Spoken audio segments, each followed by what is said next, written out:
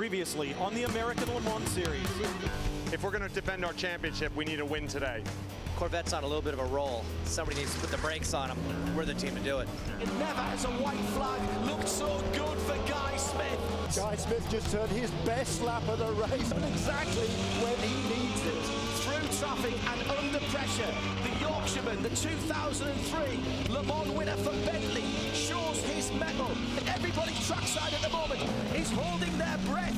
Once again, the American Le Mans Series over-delivers in terms of entertainment as Guy Smith comes through the gate for the last time. Lucas Lowe will surely have a look at Canada Corner. He's going to try to outbreak him going into Canada Corner. Guy Smith using the road real well.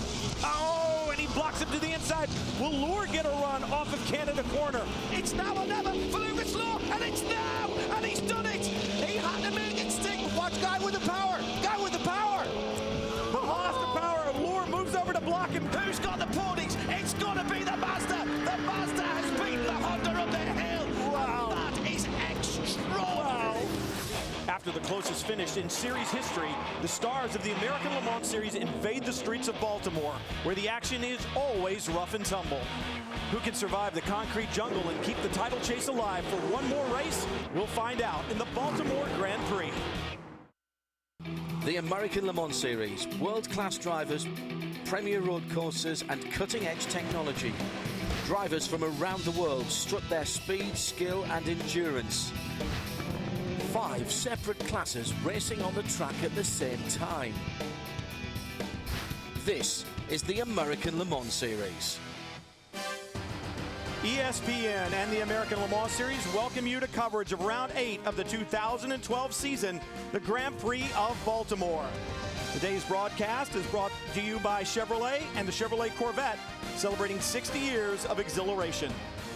You know, Baltimore has long been known for its beautiful harbor and its seafood, but it's also a sports mecca. It celebrates World Championship baseball and football programs, and this weekend, world-class sports cars have come to race on the streets. That means plenty of excitement. Regardless of what class you're in, trouble awaits around every corner and every bend. Street circuits are unforgiving. Class-on-class warfare? Yeah, there's some of that. And the results can be catastrophic. Just when you find your confidence, the tire walls can easily take it away. Hello everyone, I'm Brian Till along with Johnny O'Connell. Welcome to today's broadcast. You know, all 5 class driver championships are still up for grabs in the American Le Mans Series this season. 2 races to go once we leave from here in Baltimore. So with no margin for error on a street circuit, Johnny, if you're leading a championship and you come in here to Baltimore, how hard do you press for the ultimate win? And how much do you just sit back and collect points? Well, you've got to, Brian, push hard all the time. But if I'm leading a championship, I look at Baltimore as being a battle, recognizing that the championship is the war. I've got to be smart, take care of my car, and make sure that at the end of the day, it rolls onto my transporter. And if you're not leading the championship, if you're second or third, you want to press, you want to close that gap. But if you make a mistake here, it's going to set you even further back in the championship. If I'm not leading a championship, Brian, I am super aggressive, especially to that guy that is leading the championship. I've got to finish in front of him. I've got to take big chances because that's going to be my only opportunity to win the war, the championship. And the amazing thing is, in the American Le Mans Series, you've got 5 different categories of cars, so anything can happen. Let's take a look at the 5 different classes of cars that will be competing this weekend. In the prototype category, 3 different groups of cars will run. In prototype 1, denoted by the red number plate, purpose-built, purpose-designed chassis and purpose-built racing engines. Prototype 2 looks very similar. A blue number plate denotes them. The only difference really, a production-based engine, so the speed's a little bit less. And in Prototype Challenge, all of the cars, identical chassis, identical tires, up to the teams and drivers to get the most from them. In the GT categories, GT, a green number plate. Sports cars you would see on the street, Corvettes, Ferraris, Porsches. Choose your tire manufacturer, you can go racing. In GT Challenge, all identical Porsche 911 GT3 Cup cars. Once again, up to the teams and drivers to get the most. For DYSON Racing, it has been a tough weekend already. Yeah, you see right here in practice, Chris Dyson, very late move on the Corvette, contact with Oliver Gavin. This is not the type of thing you like happening in a practice session. And Chris Dyson not the only one having problems. Guy Smith noses into the tire wall, does damage up front. They did not make it out for morning warm-up, and Kelly Stavist has more from the Dyson camp. As DYSON Racing defends its P1 championship, every race has essentially become a must-win situation. They answered that call at Road America, but Guy Smith, you've gotten off to a bit of a rough start here in Baltimore. You didn't participate in morning warm-up, so how does this team turn things around and get back to victory lane? Well, that's right. I mean, obviously, Road America was a great race for us, but this is a tough race. Again, I don't think we've got the speed of the Muscle Milk car, but Baltimore is a tough track. It's bumpy, it's hard on the cars, and it's going to be very challenging in traffic. So I think if we can run hard enough and put them under some pressure, it's a long way, so anything can happen. Well, from prototypes to GT, and things are heating up, and to see it, you only have to go back one round to Road America. Yeah, and Corvette and BMW, Brian, definitely had the gloves off. You see a little contact there, but now the 4 car and the 56 car rubbing going into turn 7. Oliver Gavin, though, underbraking hard into the 56 car, end their day. 56 is out, but BMW holds on to take the victory with the sister car, the 55. A lot of bad feelings when we left Road America. You got to believe that some of those bad feelings came here to Baltimore. Oliver Gavin, we just saw that intense battle between your 4 Corvette and the 56 BMW, which resulted in the BMW hitting the wall. I know you had a conversation with its driver, Dirk Mueller, after the race. What did you have to say? Well, I went to see Dirk. It had got pretty rough there after he'd come off turn 5 and through 6, and then he tried to drive me all the way to the gravel at 7, and then we got down into turn 8, and I was looking to wait by him, and maybe he thought he got dirt and stuff on his tires, and he had to take a tighter turn, and so he had maybe got on the brakes a bit early. He caught me out, and I did hit him in the rear, and that's what turned him sharp right into the wall. And I went and saw him, and I apologized for that by saying I didn't apologize for the incidents earlier. He was still pretty upset about it, and I said to him, look, nothing's going to be, anything I say is really going to make much difference now. He did tell me that I'm going to be on his list, so I'm not exactly sure what that means, but it's part of racing. There is going to be contact between cars. It's pretty intense. It's coming down to the final few races now, and everybody's wanting to win, and everybody's wanting to win the championship. So it's going to be, I'm sure, exactly the same here today. Hopefully no more contact, but it's going to be close racing, and hopefully we can have close, tight, fierce racing, but nobody's going to come off and end up in the wall. Certainly we want to hear the other side of the story. For that, here's Jamie Howe. Following that incident at Road America, BMW Team RLL has actually replaced the number 56 car. This is not the same race car that we saw in Wisconsin. So, Dirk, we know words were exchanged. We've moved on to another race. Where are you with this situation? Well, first of all, I have to say that I'm really happy that lots of people are coming by and saying sorry for what they've seen, and we all have seen what happened. There was a great YouTube video for the action, and actually I really appreciate that Ollie came by and did apologize. Honestly, to be fair, I did a couple of years World Touring Car, and everybody knows that's more contact and that kind of stuff. To be fair, I've never seen that in GT racing before, and I'm still a little bit frustrated. You said it, the team had to work a whole week to get last year's from the 55 guys. So we are actually running last year's 55 car because the other car got really bad damage. Like I said, it's okay, Ollie can buy, but to be sure, I'm still happy with what happened there. Starting here this weekend, even with tempers so high, you guys are now starting at the back of the grid because you decided to change tires. How big of a challenge will that be over the 2-hour race? Well, you know what, we did it for a certain reason, and actually one of it was we weren't 100% sure if we can use my qualifying tires from yesterday, as I was having an extreme superb try to get pole position, and I was on pole until that last chicane, and everybody pushed me and pushed me. I pushed myself, and I overdid it a little bit in the chicane and spun. So we had a little issue there, but on the other hand, I mean, a 2-hour race is having a complete different strategy, and that's what we are trying to do over here. Well, thanks, Jamie. If you're going to win here at Baltimore, it's not just about beating the other competitors. You've got to beat this very difficult racetrack. Just over 2 miles in length, 12 corners. Let's have one of our GT competitors give us a closer look. Welcome to the second running of the Grand Prix of Baltimore. I'm Guy Cosmo from Extreme Speed Motorsports, and I'm going to take you around this very unique street circuit. As we approach turn 1, we come down the really long straight at nearly 170 miles per hour. really big bumps in the brake zone, pavement changes, and a very tight corner. Big passing opportunity, but really limited space. It really funnels down and everybody gets nice and tight through here. Last year, approaching turn 5, we had a high-speed lane change further down the straightaway.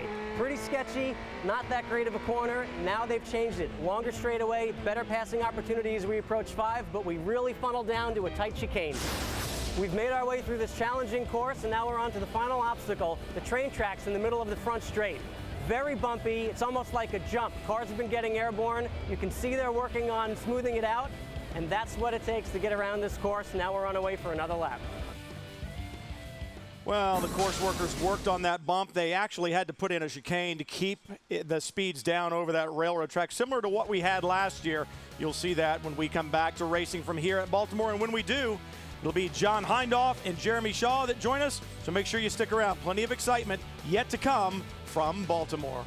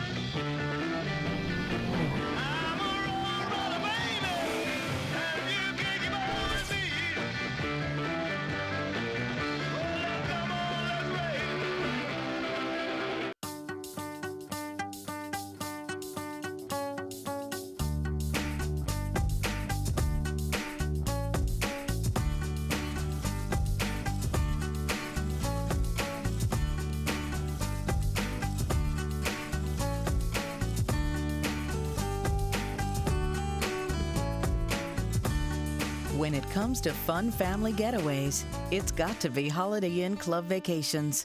Room to be yourself. Welcome back to Baltimore. I'm John Hindhaugh and this is Jeremy Shaw. You know, you hear us say this a lot in the American Le Mans Series about the competition and how close things are all through the classes. And as far as the Drivers' Championship's concerned, nowhere tighter at the moment than Prototype 2.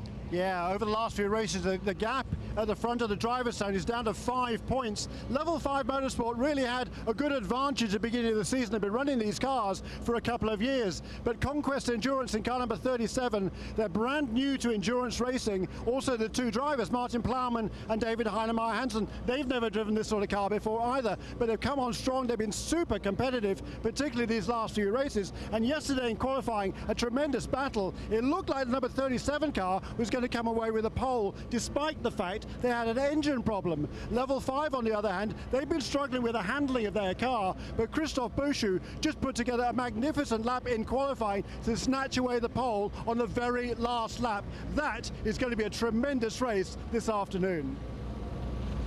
And if you've ever got any doubt about the commitment of the drivers, let's take you back to qualifying.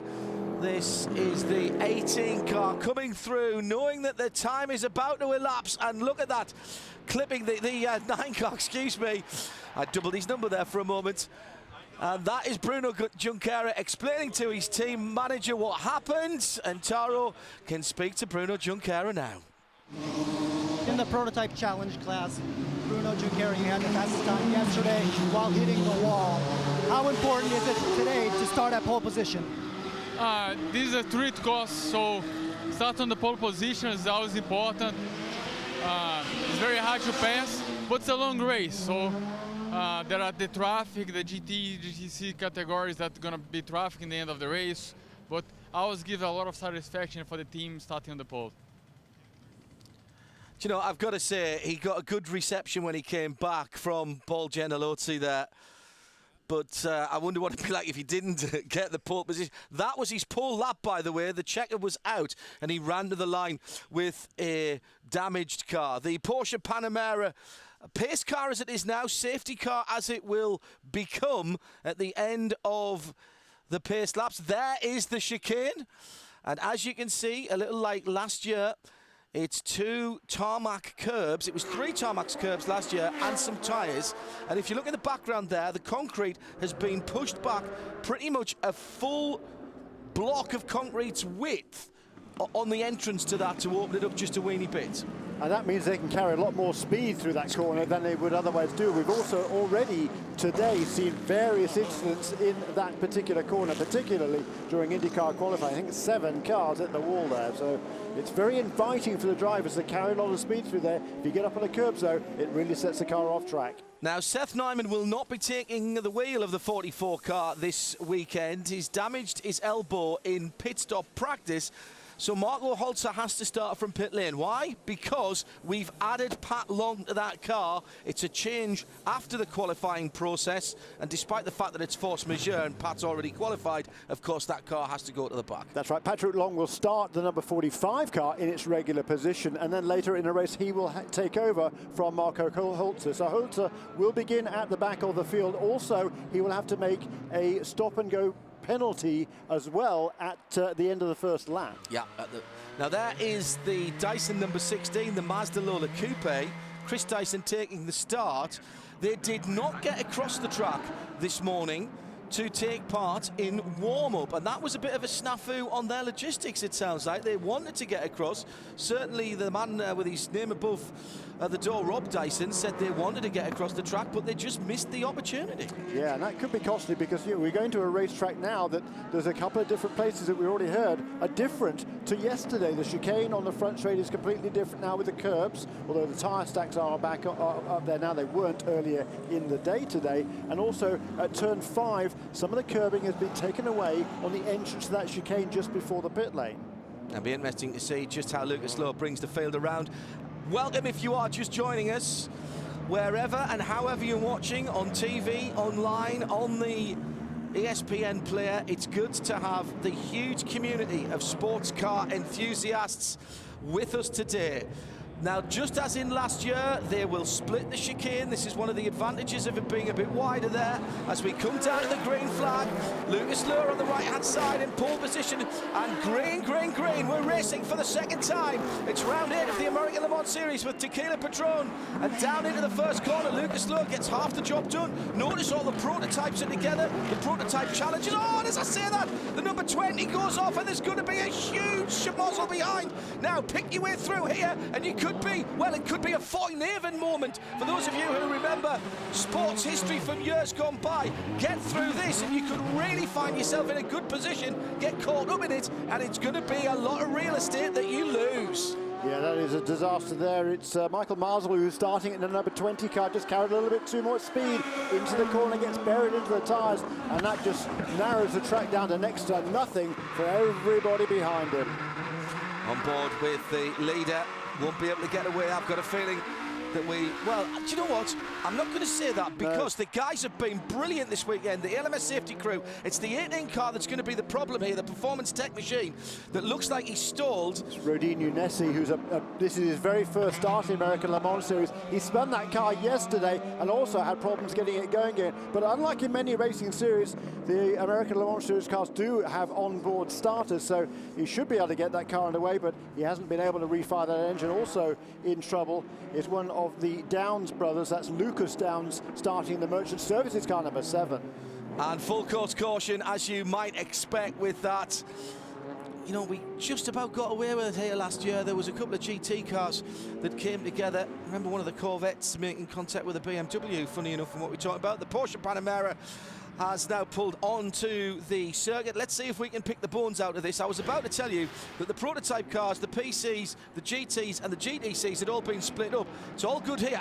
There you see the 20 car going wide, and everybody else has got nowhere to go who's on driver's left. And that's, and there's the Falcon car getting caught up in it there. Through comes the TRG 66.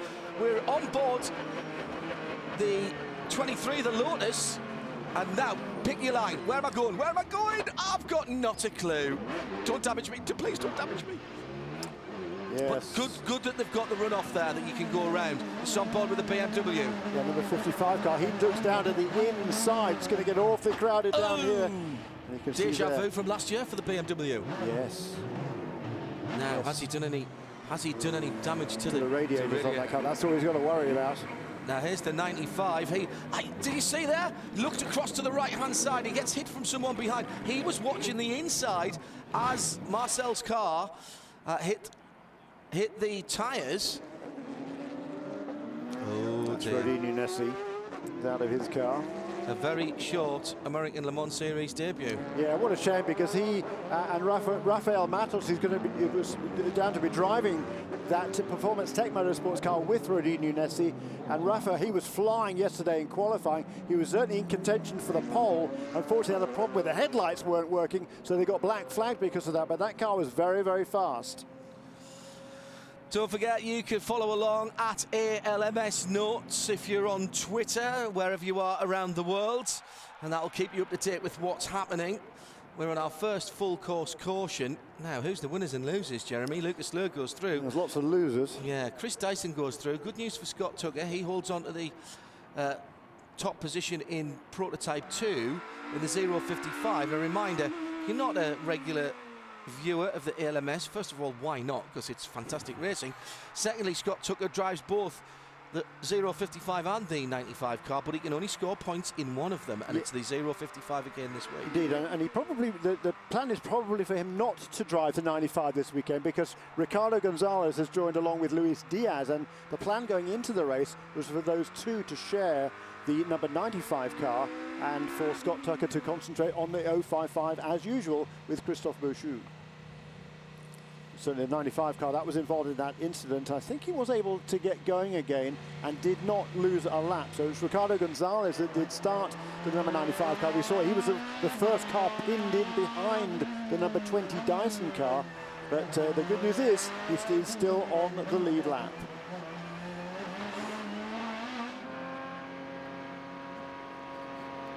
So let's look at the classes.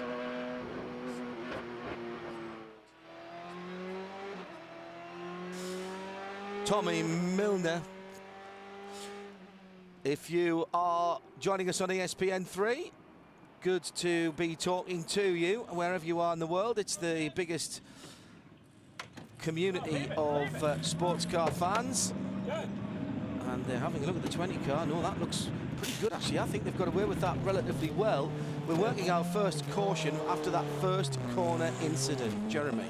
Yeah, what a shame it was, because it looked like it was a relatively clean start. At least the two leaders got through, but it was Michael Marsden just got caught down a little bit going into that corner. You know, you've got a very late decision to make. Do you try and make the corner, or do you kind of effectively turn left and just go straight on into the runoff area?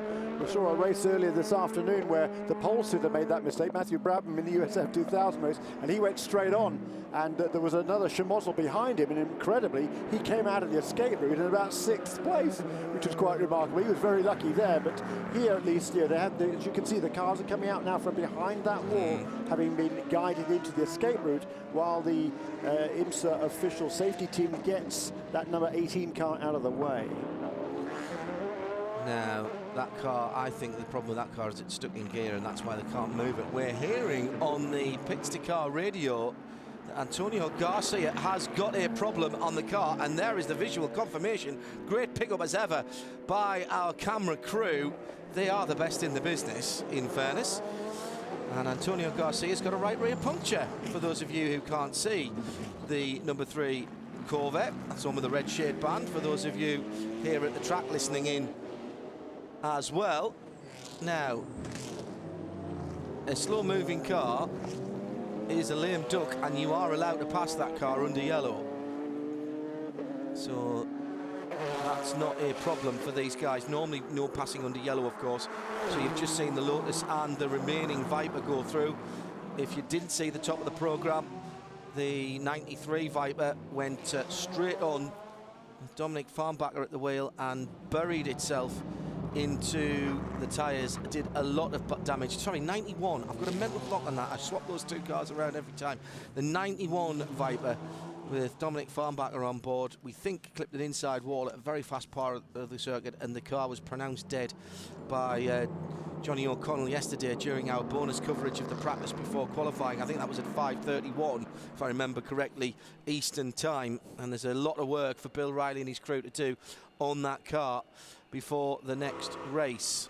So you asked who were the gainers and the losers. Well, a couple of big gainers in GT. Bryce Miller has suddenly found himself second in class to Tommy Milner in the number 4 Corvette that leads the way. Bryce Miller in the number 48 Chopard Watches Porsche, that running on Dunlop tyres. That's in second place, and Jörg Müller up into 3rd place in the number 55 BMW, and Wolf Hensler in the number 17 Falcon Tyres Porsche up into 4th place. Now, because it's less than 10 minutes since the green flag, any green flag, that means that the pits will be open for everybody, not just the prototypes. Now, it's interesting, it's a bit early, but do you play the tactical card here, Jeremy? Do you take somebody in? Do you do a top off?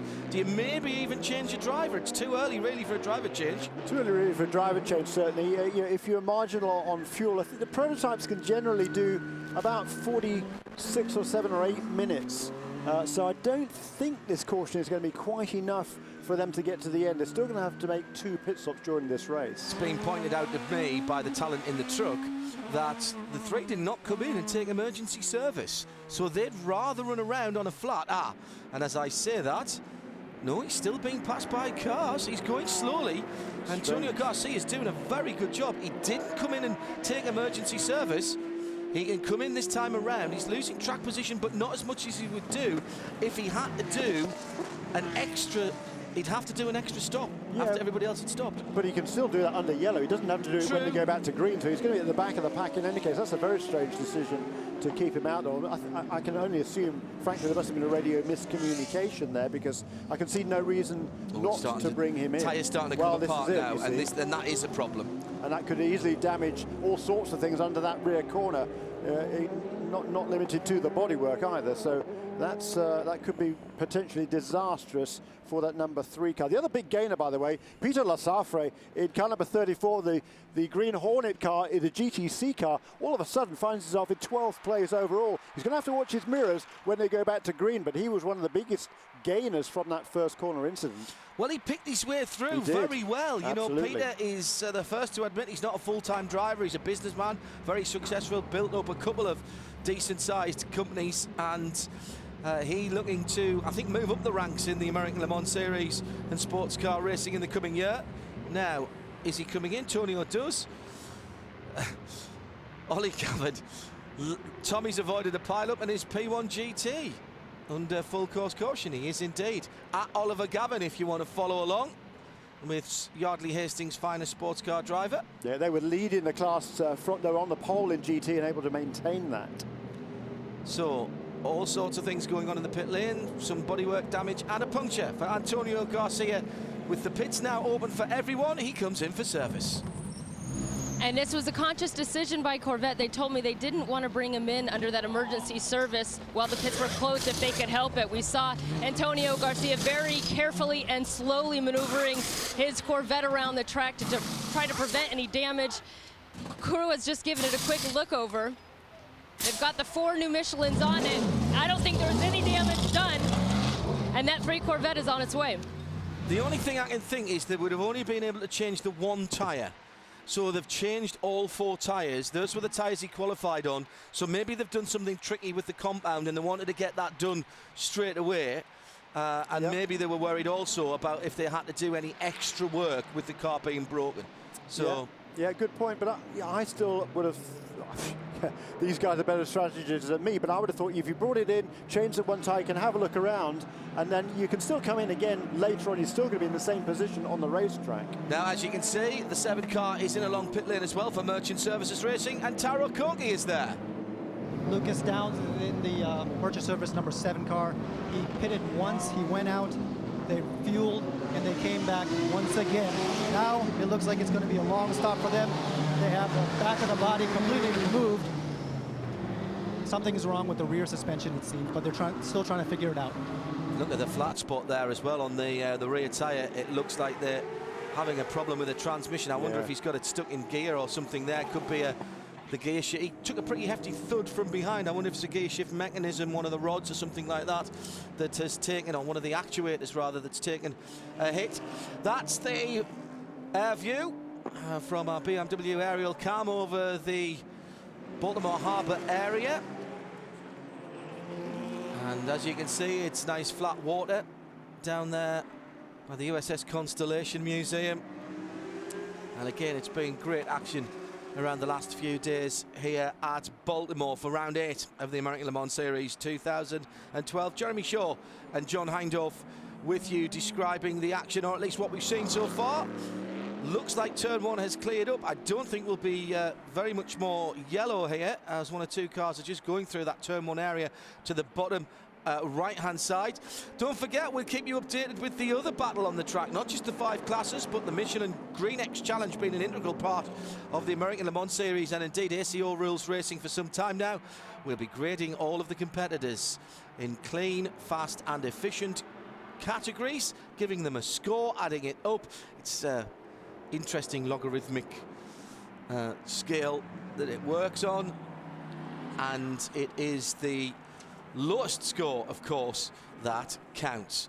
There's the yellow, double yellows by the corner workers. More than just those flags that are held out, though, as Johnny O'Connell found out earlier this weekend.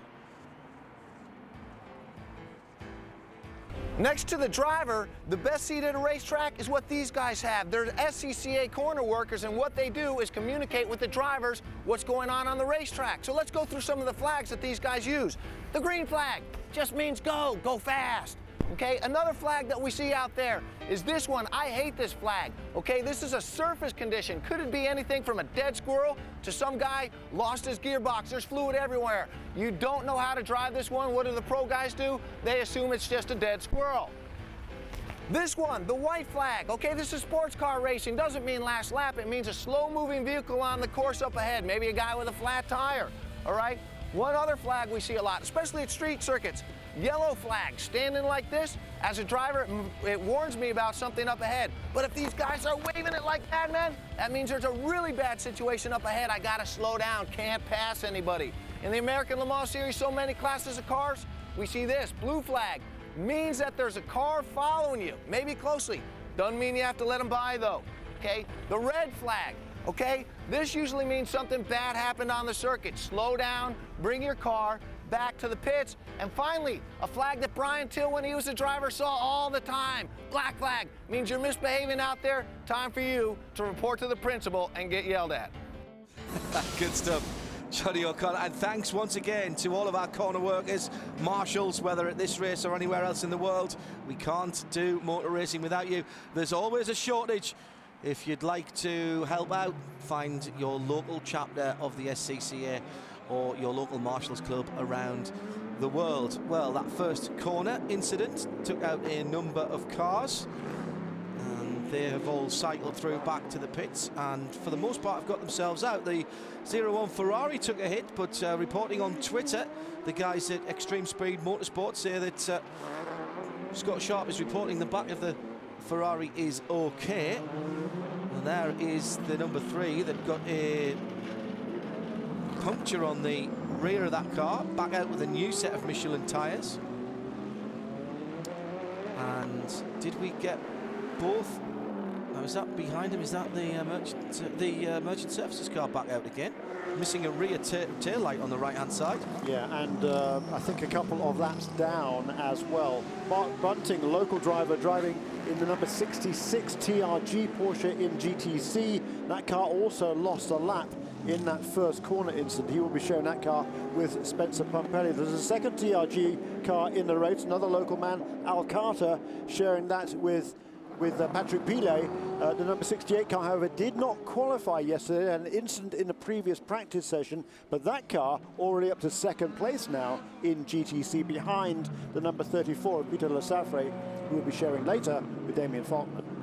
The Porsche Cayenne, the Porsche Panamera safety car is heading down Pratt Street. So that is what you're looking at. The cars will come to the chicane line astern now. And if you're new to motor racing, a chicane, quite simply, 2 corners, changing direction a couple or more times very quickly. Left, right, left, right, left. You get the idea. Yeah, Bryce Miller was shown into the pit lane as well in car number 48. They were second. And they were second in the Chopard Porsche, yeah. This is the chicane, left and right. Oh, and Lucas Luhr's got his right foot to the floor very quickly, and look at the jump he's got on the rest of the field. Chris Dyson not up the tailpipes of the Honda-powered HPD as he goes down to turn 1.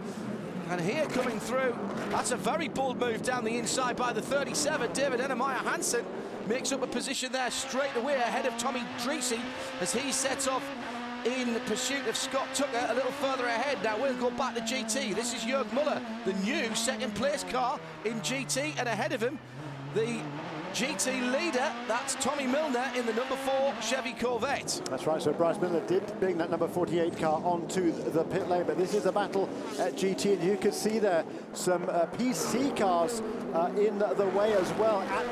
We go back to Green Flag Racing, some of the Pro-Am drivers are in the PC class, and it's generally speaking it's the amateur drivers that are at the wheel right now, and some of them certainly not as quick as the professional counterparts, and they are under pressure from the GT leaders. And talking about pressure, 1 or 2 teams making mistakes as the battle for P2 is on there. The 66 will have to come back in the pits and restart the engine. There's a change for a lead down the inside. David Ennemeyer Hansen gets position. That's a cracking bit of driving. You could see there Scott Tucker thought about turning in, but looked in his mirrors, realised the game was up, and Ennemeyer Hansen has gone through into the lead. That has massive championship implications. If the checkered flag was to come out now, the 37 car drivers would just be 1 point behind Scott Tucker in the Drivers' Championship. And that is exactly the battle we talked about at the top of the show, and already getting into it. David Ennemeyer Hansen didn't make the best of starts. He fell back a couple of positions relative to Scott Tucker, but in the overall battle for P2, he's now got that grasp, that lead again.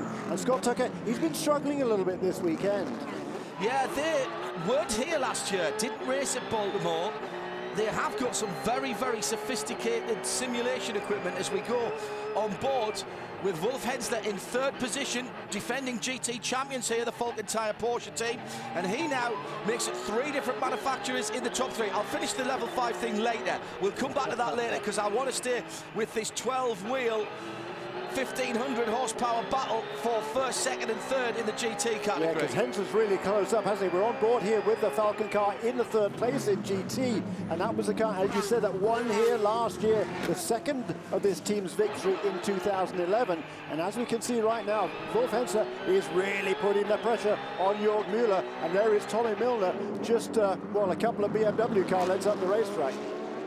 I would say that the GT cars are actually being held up just a little bit by the PC car ahead of it. Talking to Wolf Hensler right before the start of the race, and he wasn't that pleased with the qualifying position. He said, we don't really have the pace for the other GT competitors, but what he was excited about was that this is a street circuit, and that gives him a chance as a driver to really be aggressive and to make some racing moves. He says, as a driver, you can't have a personal strategy going into a race. You have to be able to adapt to whatever the race throws at you, and that's exactly what Wolf has done today. Running third is really strong for that Team Falcon tire car. And look at the amount of curve that those guys are taking. Jörg Müller with damage on the 55 car. That bonnet, that hood, oh, down the inside. That's not a pass for position in class, but a pass for position overall. There's a change for position in the GT.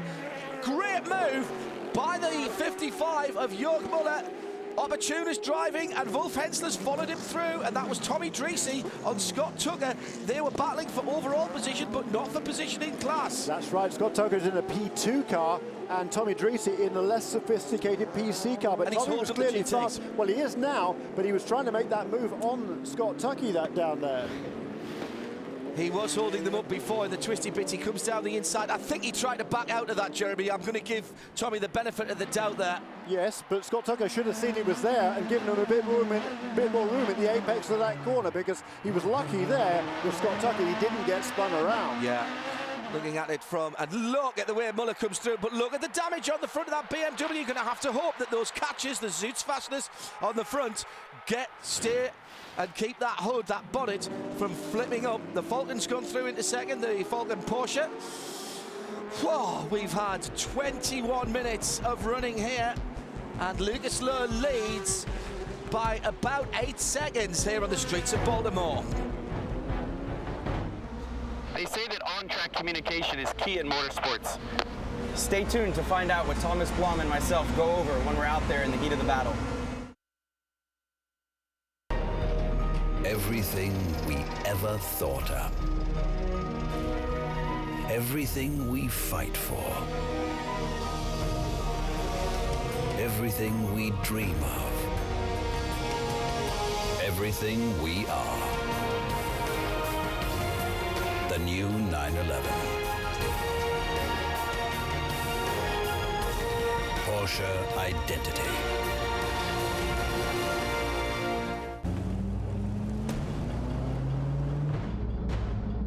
Hey guys, I just wanted to make you aware that the O2 came in just at that 15-minute mark and pulled Ed Brown out. He said we're just going for the podium. So it's not just what we gave the new Cosmo has it Corvette from here on out, 427 so that it's makes hard it to special. watch. It's what we didn't.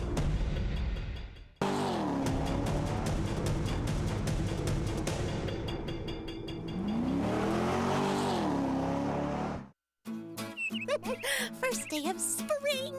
Oh, my battery is perfect. Yep, we've been on a battery tender for 6 years. Oh, I wish I could say the same. What do you mean? Old man forgot to plug me in. Yeah, before I was on a battery tender, I flatlined. Ouch. Well, at least this couldn't get any worse. Don't let your batteries become a statistic. Connect a Deltran battery tender. Available at these fine retailers. If it's not a Deltran battery tender, it's just a pretender.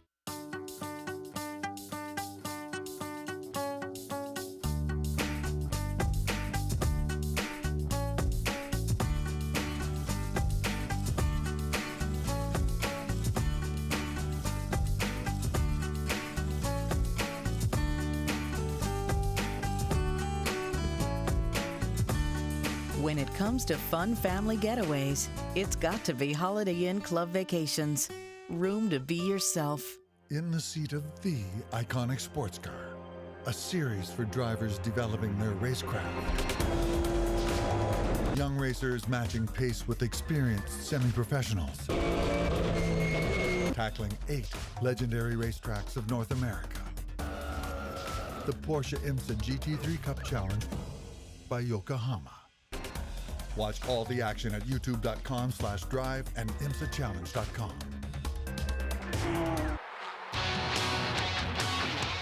Well, still over an hour and a half of racing here to go in round 8 of the American Le Mans Series. John Hindhaugh and Jeremy Shaw as we look down from the BMW aerial camera onto the streets of Baltimore, around the harbour area, playing host to world-class World-class drivers and cars, there is your leader, and of course communication vital between drivers and their crew. But what are they talking about? What information do they exchange? Flying Lizard have let us listen in.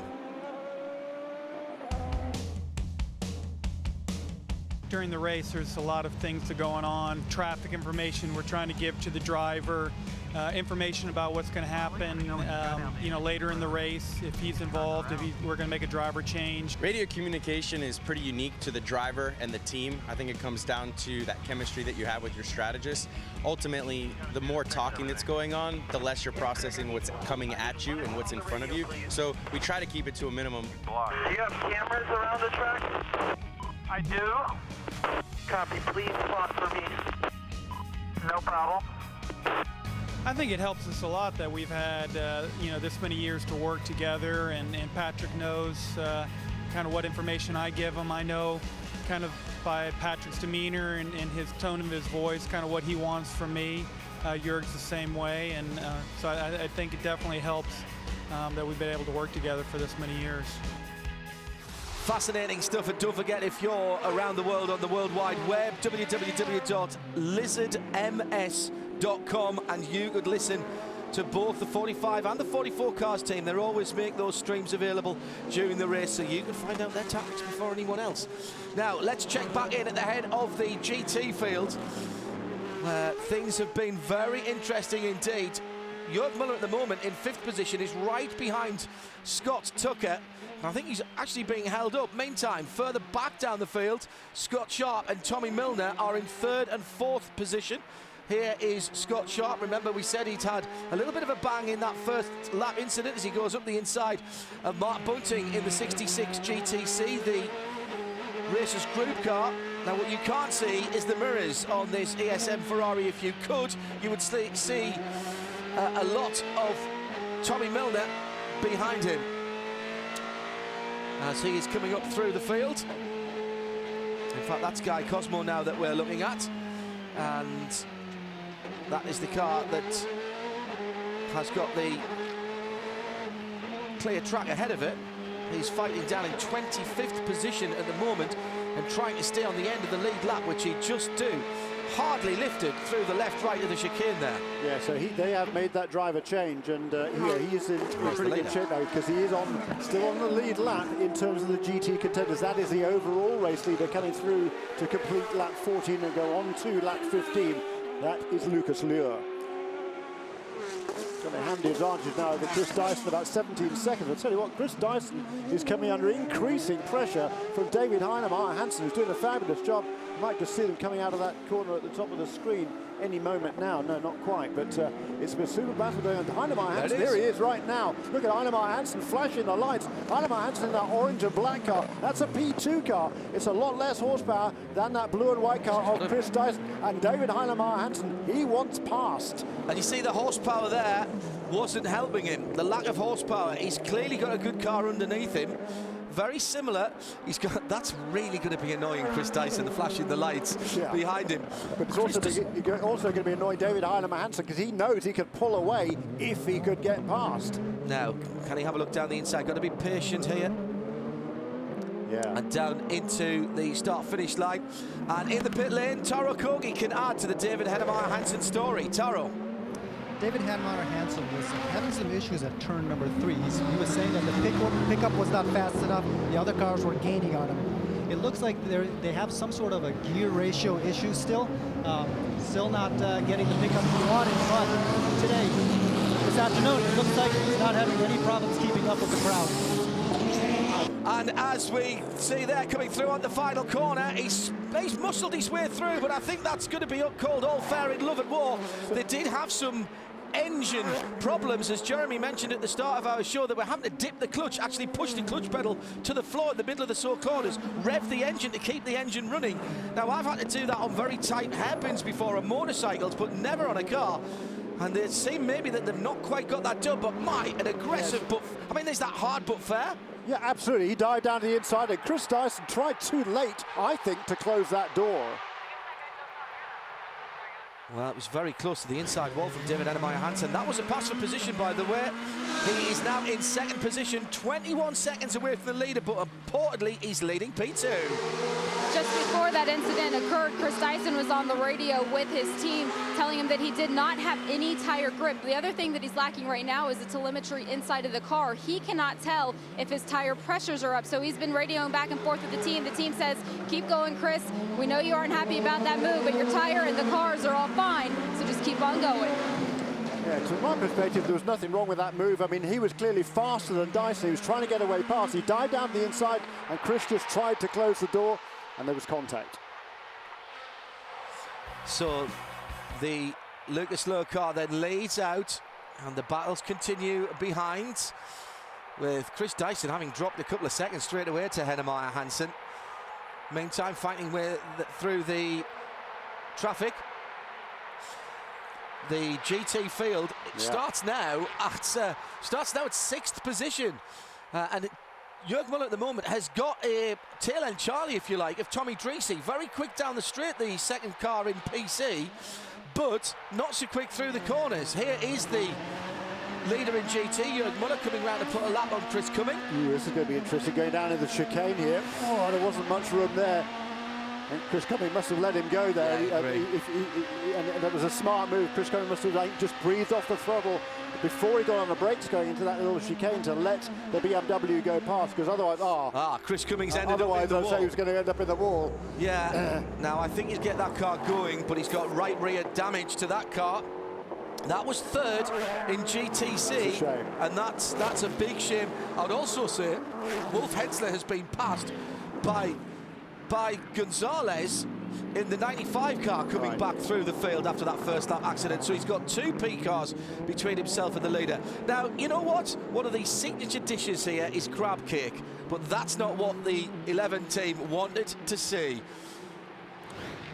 Got a little close coming in. Look in the background, the gold car. Yeah, and you know, he's just got on the marbles. Like I don't think there was contact there. Like I said, I hoped he'd lifted off there.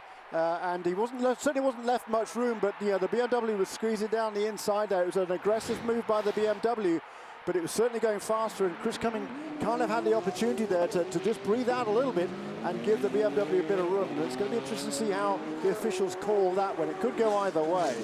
I'm not sure there was any side-to-side contact there, and it may just have been that Chris got on the marbles right to the edge there. That part of the circuit, remember, has only been used for part of the weekend. And what happens there, they've actually moved the wall back on the right-hand side of the road there when you're going into that chicane. So it effectively narrows up that line on the entrance to the chicane.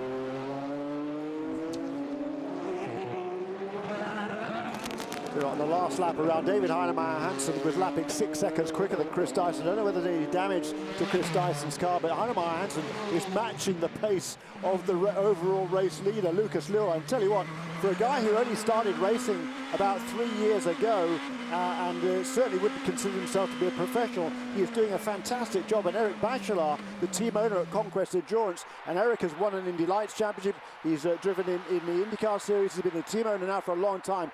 He is massively impressed with the commitment that David Heinemeyer Hansen is making to his own driving. And Heinemeyer Hansen is a very, very quick driver. He lapped quicker than the leader last time around by 0.3 of a second. And this is a team that really want to take the battle to the level 5 guy, Scott Tucker, in second position at the moment, but was 3.5 seconds slower than Heinemeyer Hansen last time around. We've got half an hour gone, just over, and it's round 12 of the American Le Mans Series. Jeremy Shaw and myself, John Hindhaugh, and I'm enjoying this already. I love street racing. I walked to work this morning in about 13 minutes. Up Pratt Street, over the track, picked up a coffee on the way.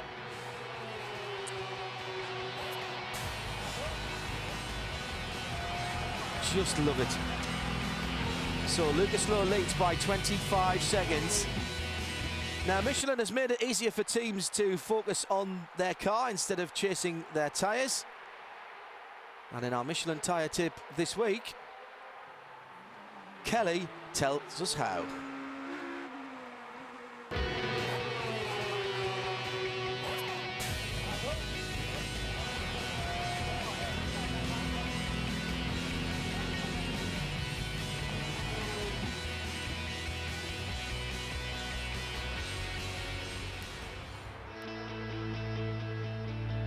One of the biggest challenges teams face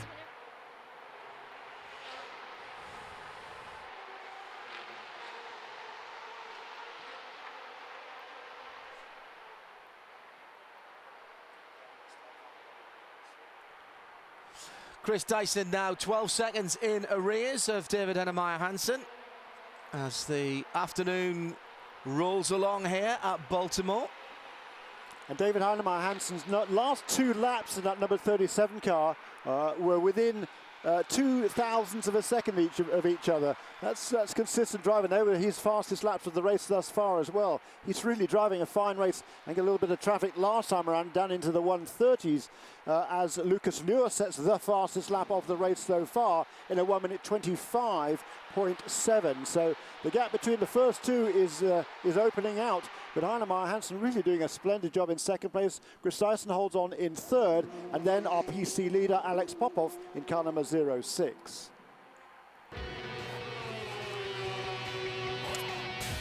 Well, we tried this a little bit earlier on. Let's do it again. Kelly is standing by to tell us how Michelin have made it easier for teams to focus on car setup, making sure that chasing the tyres isn't an issue. One of the biggest challenges teams face whenever they run on a street circuit is all the different surface types. In just this one section along the front straight, we go from rough concrete to smooth. We've got railroad tracks, manhole covers, and plenty of debris. So Michelin engineers have worked to create a tire compound that works well across all these different surfaces and remains consistent throughout each stint and from set to set. Now that's especially important here in Baltimore because teams have limited track time. So if they can rely on the consistency of their tires, they can focus their efforts on car setup. Michelin has won 15 of the 16 ALMS street races, but they're looking for their first Baltimore win today. Back on board with the leader, and he's in traffic, Jeremy. Danger times for the guys at the head of the field. Yeah, he's going to be in traffic for the next hour and 22 minutes, I can tell you. But he's doing a nice job, is Lucas Luhr. He set the fastest lap of the race a couple of laps ago. Last lap around was pretty quick too, so he's extending his lead out in front in PC. It's a 06 car for Core Autosport leads Alex Popov, and he's got a big advantage over the second place car in PC, which is the Tommy Dreese car that was in amongst that GT battle. Just looking there at the leader coming through, and here's the chicane. Number of people on Twitter saying that looks a lot quicker than last year. Well, if you remember last year, there was an extra element to it. It was, we'll get this right, it was left, right, left. No, it was right, left, right, wasn't it, last year? It was the other way, and an extra element in the middle. And here's the guys coming through. You're taking much more speed now into the corner. Now there is the JDX car in the pit lane, and that was damage to the rear of that car. Chris Cumming, he was in third place in GTC at the time. And let's just remind everybody what happened here, Jeremy. Look in the background. Yeah, kind of got squeezed out there by the BMW and found himself in the wall. That's a shame for JDX. They've had 3 podium finishes in a row. Let's have a look here. You can see a couple of cars ahead there, and you know, from my perspective, he had an opportunity there to back out. He saw the BMW was clearly going faster alongside him. Just a little breather of the throttle there would have enabled him to tuck in behind, but unfortunately got a bit held out there. Oh, stop and hold for 1 minute. Avoidable contact for the Jörg Müller-driven 55 BMW for that incident that we've just seen. The guys in race control, remember, get to see all the camera angles, including the onboards. They've called it, and they've called it early. Oh, look at this. Looks like someone's clipped the chicane ties there. Is that the same car? Yes, it is. That is the leader. Now, they'll come in and do the stop and 60 hold, but they won't be able to do any work on the damage. And before anybody says anything, stop at 60. That's the standard. That's the standard. Oh, yes, he's clipped at both sides. Do you know what? I think he's got a flat tyre as well. I think he's got a flat tyre. That may have been cause or effect. I'm not sure. Let's check as he comes through. But certainly that car wasn't handling. And the 55 leader in GT, BMW, looking very battle-weary, certainly not approved use now. He comes into the pits, stop and a 60-second hold. That is a standard. I'll say that again. It sounds draconian to European ears, but stop and 60-second hold is standard for avoidable contact. Yeah, and I said that call could go either way when it happened, and you know, it was certainly a very aggressive move by the number 55 driver Jörg Müller, and he's been called for that penalty. Now you can see there just how highly developed the BMW is at the front. That front wing is barely held on by anything rather than blue tack, and underneath that, if you've got a BMW M3, it doesn't bear much relationship. There he goes through the chicane, both sides. Now I think that was just a misjudgment now, Jeremy. By whom? By when he clipped both sides there. I think that was Jörg Müller's misjudgment. Yeah, I mean he was expecting the number 11 guy to just back just out. when he's just clipped the chicane just there. Chicane, absolutely right. Yes, indeed. But I was trying to look to see if there was damage. Look at this put into the lead now of GT, the Falcon tyre car, number 17, Wolf Hensler. Yeah, see, that's what you get for picking your way through traffic. Nice stuff. Why am I being held? Why am I being held? It's 60 seconds, Jörg. Read the rule book. All the penalties are laid down in the IMSA code, and revving your engine is not going to let this guy go. A minute is a long time when you're a racing driver standing still. It probably seems like about 3 minutes to him. I would not have that man's job right there for a million. The bell helmet isn't enough. I think I'd want some kind of flak jacket and life insurance. Yeah, and steel cap shoes as well. Yes. So now, of course, no work was done on that car. Let's see the reservoir down by the left-hand side. Very interesting. And I'm not sure what that actually does. You can just see the wheel arch liner hanging on there. Going to have to come round to a whole lot. Now here's the scene of the crime. Now we talked about the Michelin Green X Challenge a little bit early on, and Jamie Howe is down in the pits to find out a little bit more about this initiative. Well, the challenge itself has been around since 2009, and since that time it's always been endorsed by the Environmental Protection Agency. Margot Oge is the director of the EPA. She's been around since day one as well. Margot, how far have we come from 2009 to today? A huge way. 7 years ago, when ALMS came to talk to me about joining forces with American Le Mans, I said, you must be out of your mind. There is no such thing as green in racing. And they said, no, just give us a shot and you'll see.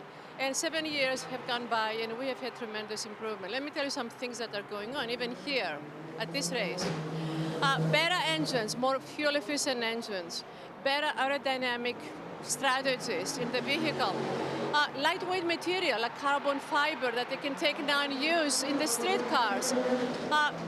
Low carbon fuel, there is cellulosic fuel that came from wood chips that they're burning in these vehicles. Better tires. And you know, when you can prove these technologies in this race, the conditions of this race, you can take the same technologies and apply them to the street car. And imagine what is happening. It's a win-win-win situation because the consumer, like you and I, save money at the pump. Our country is doing well because of energy security, and the planet is smiling because we're protecting the planet.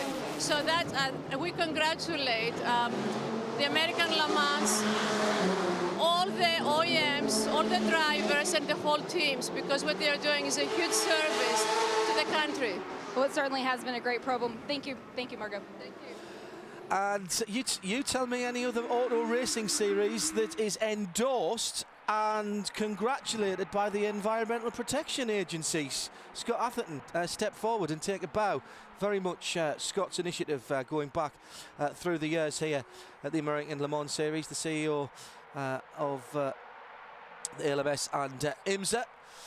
Now a stop and hold 1 minute for David Heinemeier Hansen for the 16. That's a very strange call, because to me he was alongside and Dyson clearly tried to close the door. He's going much faster, as we've seen since. I think that's a very strange one, I must admit. Well, the good news is he's actually quite a ways up the road. I mean, a long way up the road because he could be going very quickly. Yeah, he's got 3 laps before he's got to go in. I'd leave him out for those 3 laps. And then when you bring him in, he's going to be close enough. What's the minimum driver time? 40 minutes. So well, he's over that. Yeah. So you could do the... Oh, you can't, of course, because he's got to serve the penalty. But I think I'd be tempted to do that back-to-back, Jeremy. I'd leave him out for 3 laps, tell him to get a wiggle on, come in, do that, and then put the second driver in. Because there's no way we're going to get to the end without another caution. Frankly, I'd bring him in as soon as I can and get the change done and get Martin Plowman at the wheel of that car, just in case there's a full course caution now. Correct. So I get that out of the way, frankly. But I think David Hannemeyer-Hansen's going to be very, very wound up, and I think it'd be a good idea to get him out of the car. It was an aggressive move by David Hannemeyer-Hansen, but I mean, he'd been telegraphing that for a couple of laps at least. He dived clearly down the inside, and Chris Dyson clearly tried to defend it on the inside. Why, I'm not sure, because he should have seen that the number 37 car was a lot faster. So I'm not quite sure I go along with that one. The earlier call on the BMW, that was certainly a very, very aggressive move that resulted in heavy contact for the 11 car. So let's go back, 5-10 minutes and have a look at this. It is the responsibility of the man making the pass to be clean. The door is being closed. I could make the argument either way for that one. Right. My co-commentator is firmly on the side of the Conquest Endurance driver. I think, to be honest, if I was the team manager for either there, I might have been pointing the finger.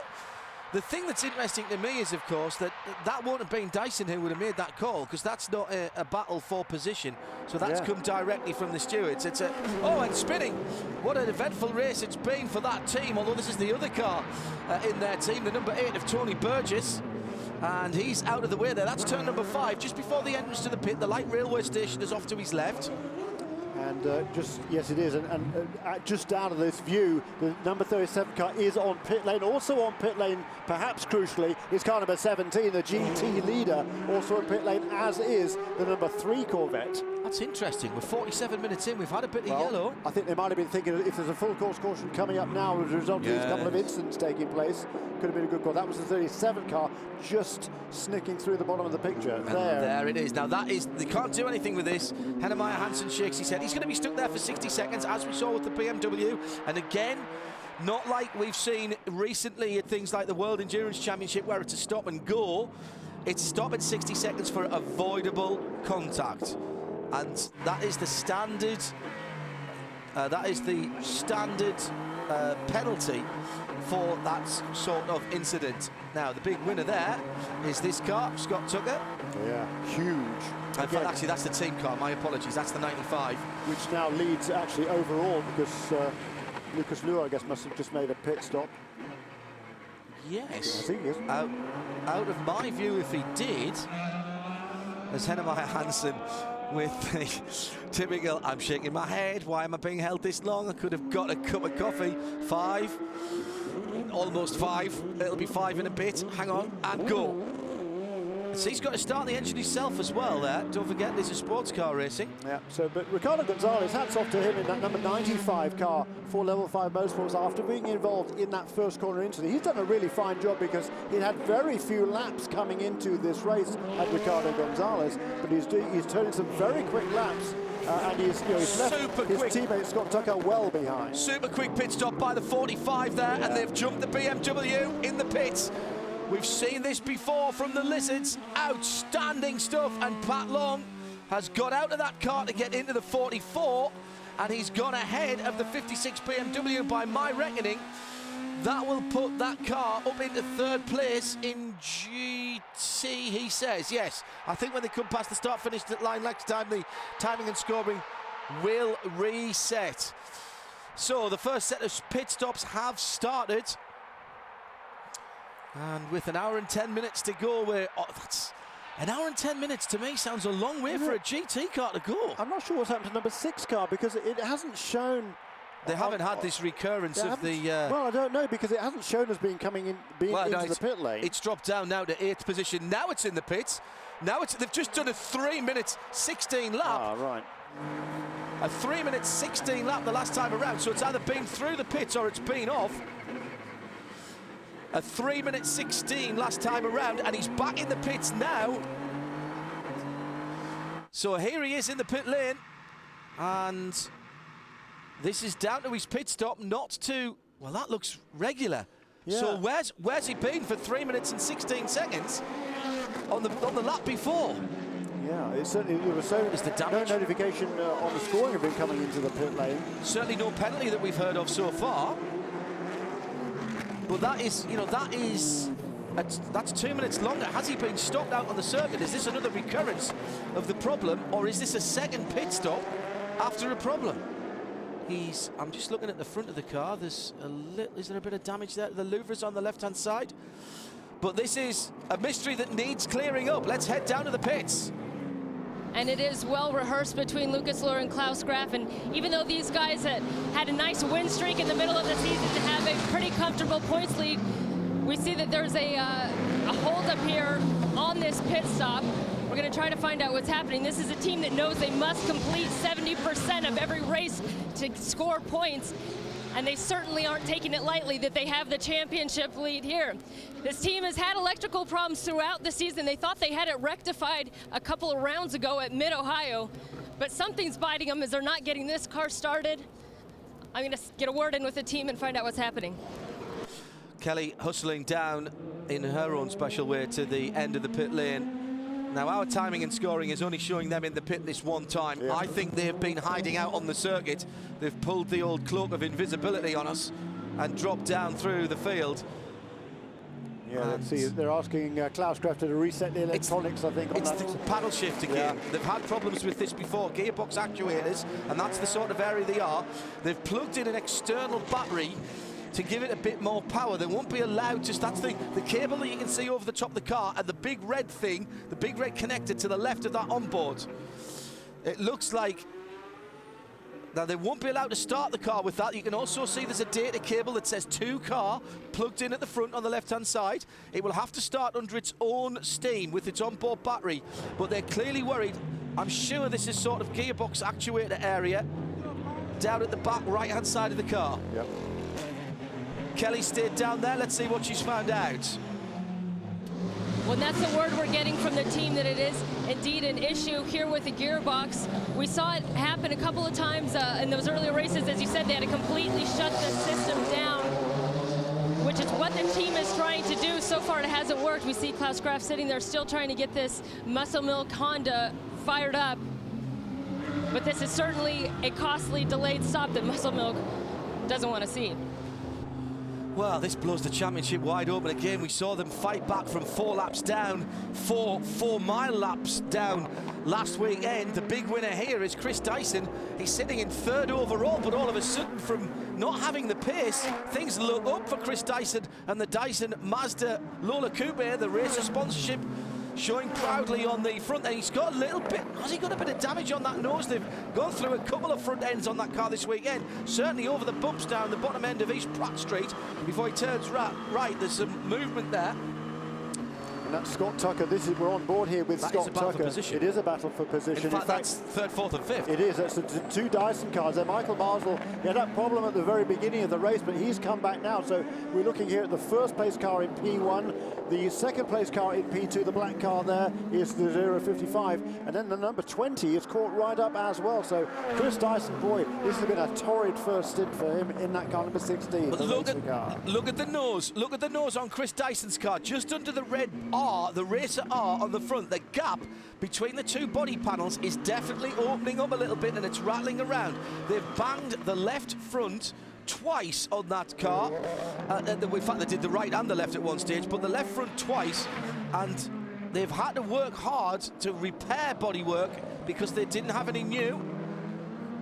Now the 6 car is dropping down through the field, currently shown in 25th position, and down in 3rd in P1, of course, and now already 4 laps down, and that's nowhere near fixed at the moment. 4 laps down, shouldn't be any problem for these guys. They've done it twice this season already, come back from 4 laps down to win it. This, however, I think is going to be an altogether tougher task, but they haven't done it twice. They did it at Lime Rock Park, they also did it at Road America, almost came back with a victory, had to settle with a 2nd place 2 weeks ago.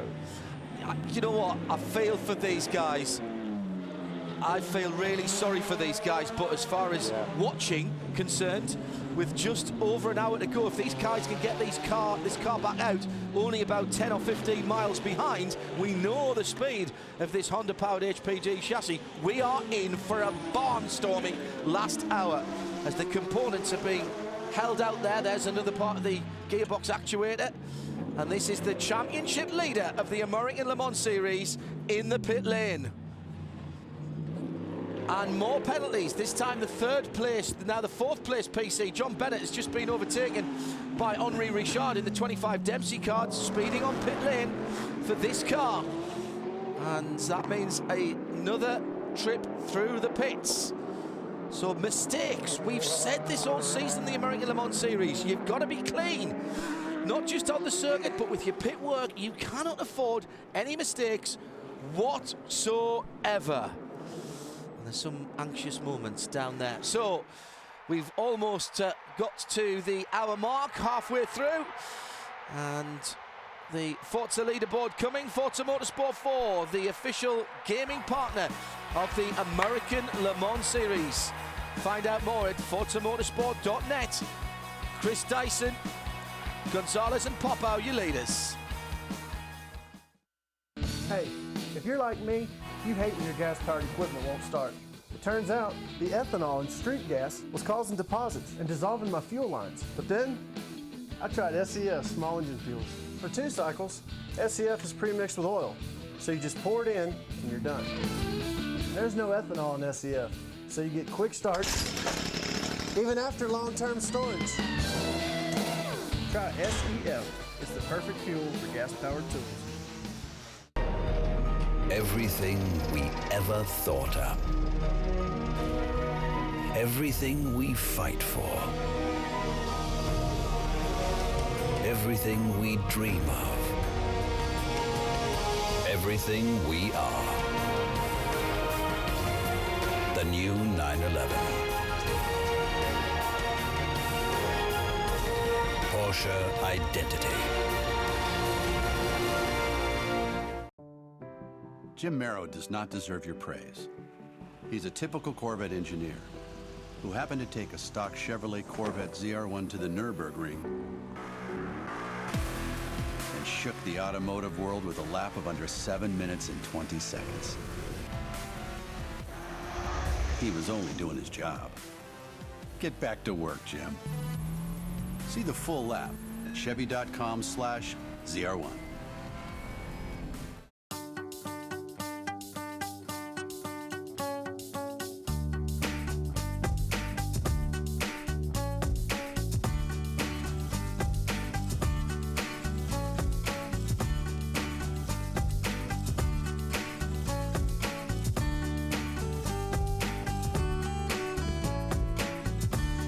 When it comes to fun family getaways, it's got to be Holiday Inn Club Vacations. Room to be yourself. Sports car race fans, Petit Le Mans is coming to Road Atlanta October 17th through the 20th. See Porsche, Ferrari, BMW, Corvette, Viper, and more battle on the track at 200 miles per hour. Don't miss night practice, the vendor village, the kid zone, the driver autograph sessions, and the open paddock. Kids under 12 get in free. Petit Le Mans, October 17th through the 20th. Get your tickets now at roadatlanta.com.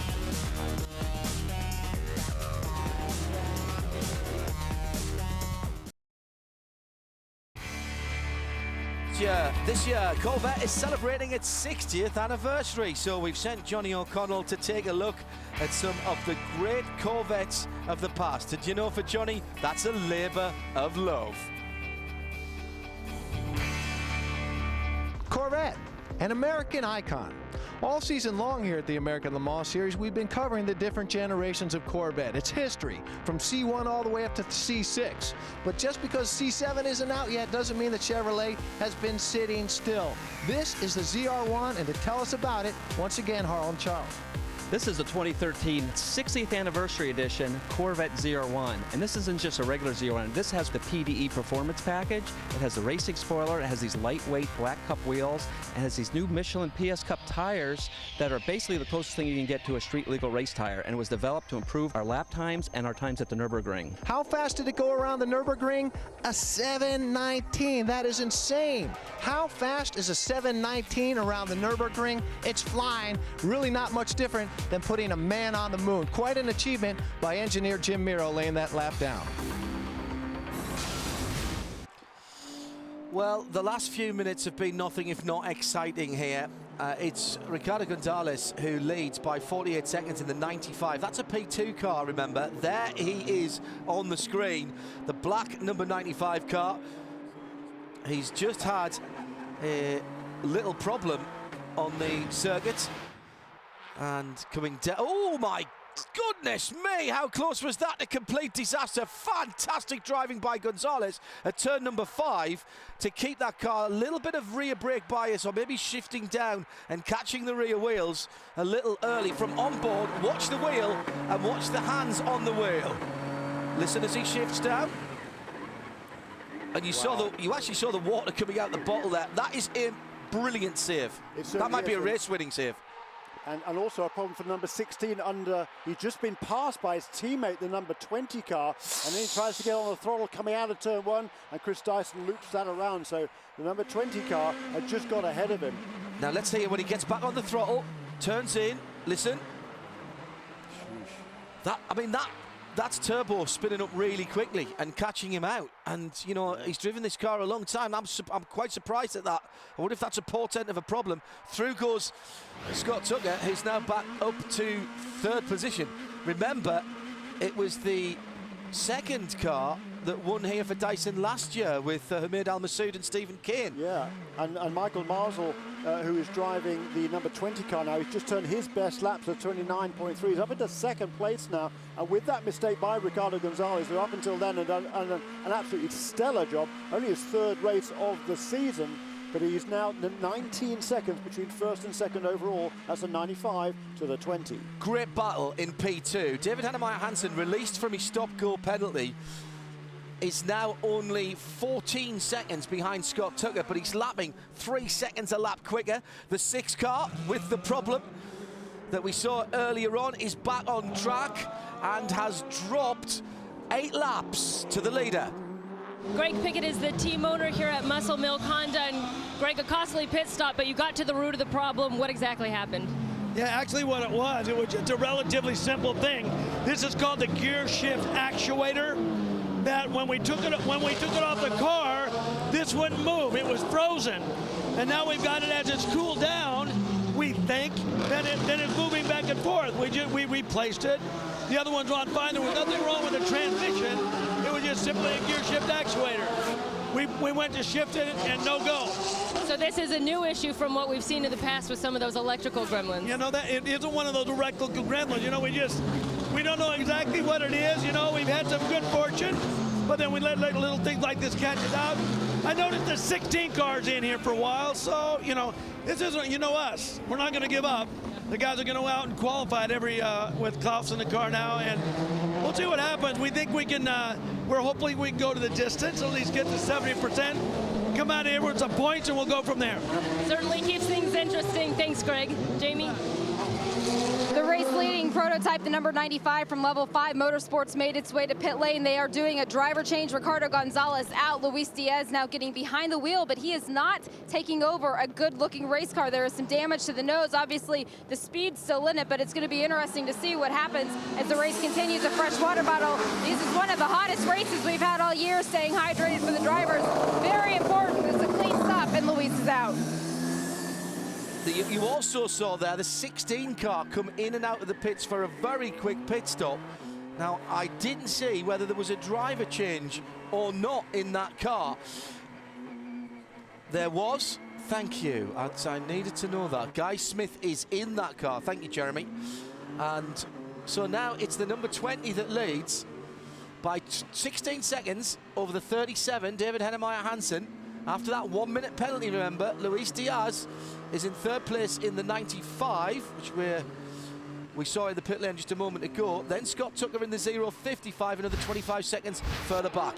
Now let's go to GT, the defending champions, back at the head of the field, as they were this time last year. Yeah, indeed. They made that decision to come in relatively early on their first pit stop of the day after only 41 minutes. So unless there's another caution period, I think they fancy they're probably going to have to stop one more time before the end of this race. I doubt they can go an hour and 20. It's conceivable, but certainly very, very tight. Normally these GT cars can do about a minute 8 or a minute 10.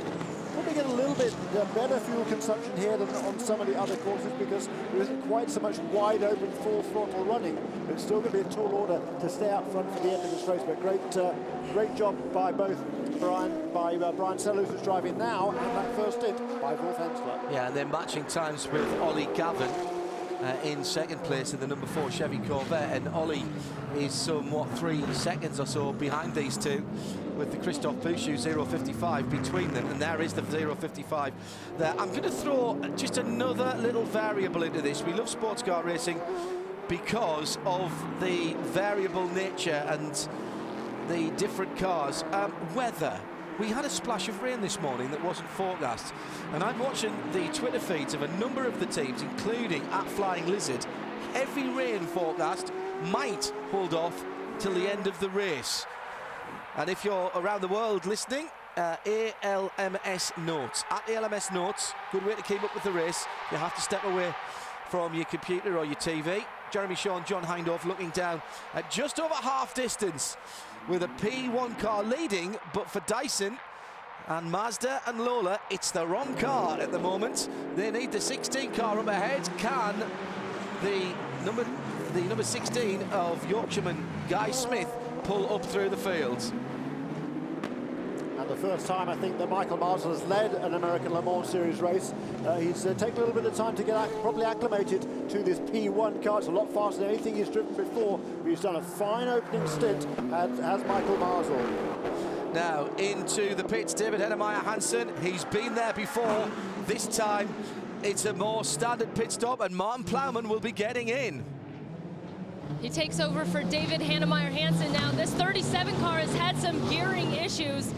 They said that they're getting down to about 2,100 RPMs when they hit that hairpin, which is below idle. They just don't have short enough gears for this car. It was really designed for the European tracks, and they don't have a gear stack short enough to work here properly.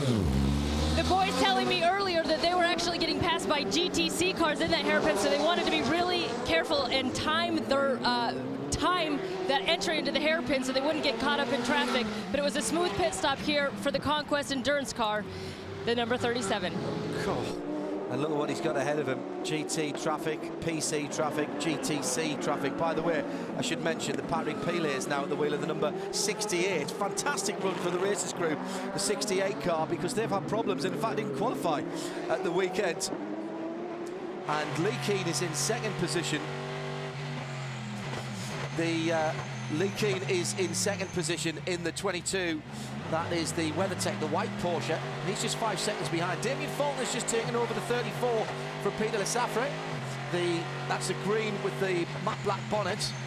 Flying Lizard, excuse me. Green Hornet. I knew it was something that was up in the air. And in fourth, Spencer Pumpelly with the second of the TRG car, the 66 car. Well, that's a great run for the 68 guys because, as I say, they've had their problems this weekend. Meantime, at the head of the GT field, let's go racing! Yes, indeed. There we are on board there with Oliver Gavin, and in his sights, the turquoise and teal car of Brian Sellers. Sellers and Hensler, they won this race last year magnificently, and this year they've led a goodly portion of it, but really Brian Sellers has got his work cut out now with a fired up Oliver Gavin right behind him. So, what has Ollie Gavin got for the car ahead of him? Remember, the blue and green car ahead. The number 17 leading is on Falcon tyres, and down in Derek Walker's pit as we look forward from Brian Sellers' car. That's almost Brian's view. It's a little bit lower down than that is Brian. It's a bit shorter than that. Taro Kogi is in the 17 pit.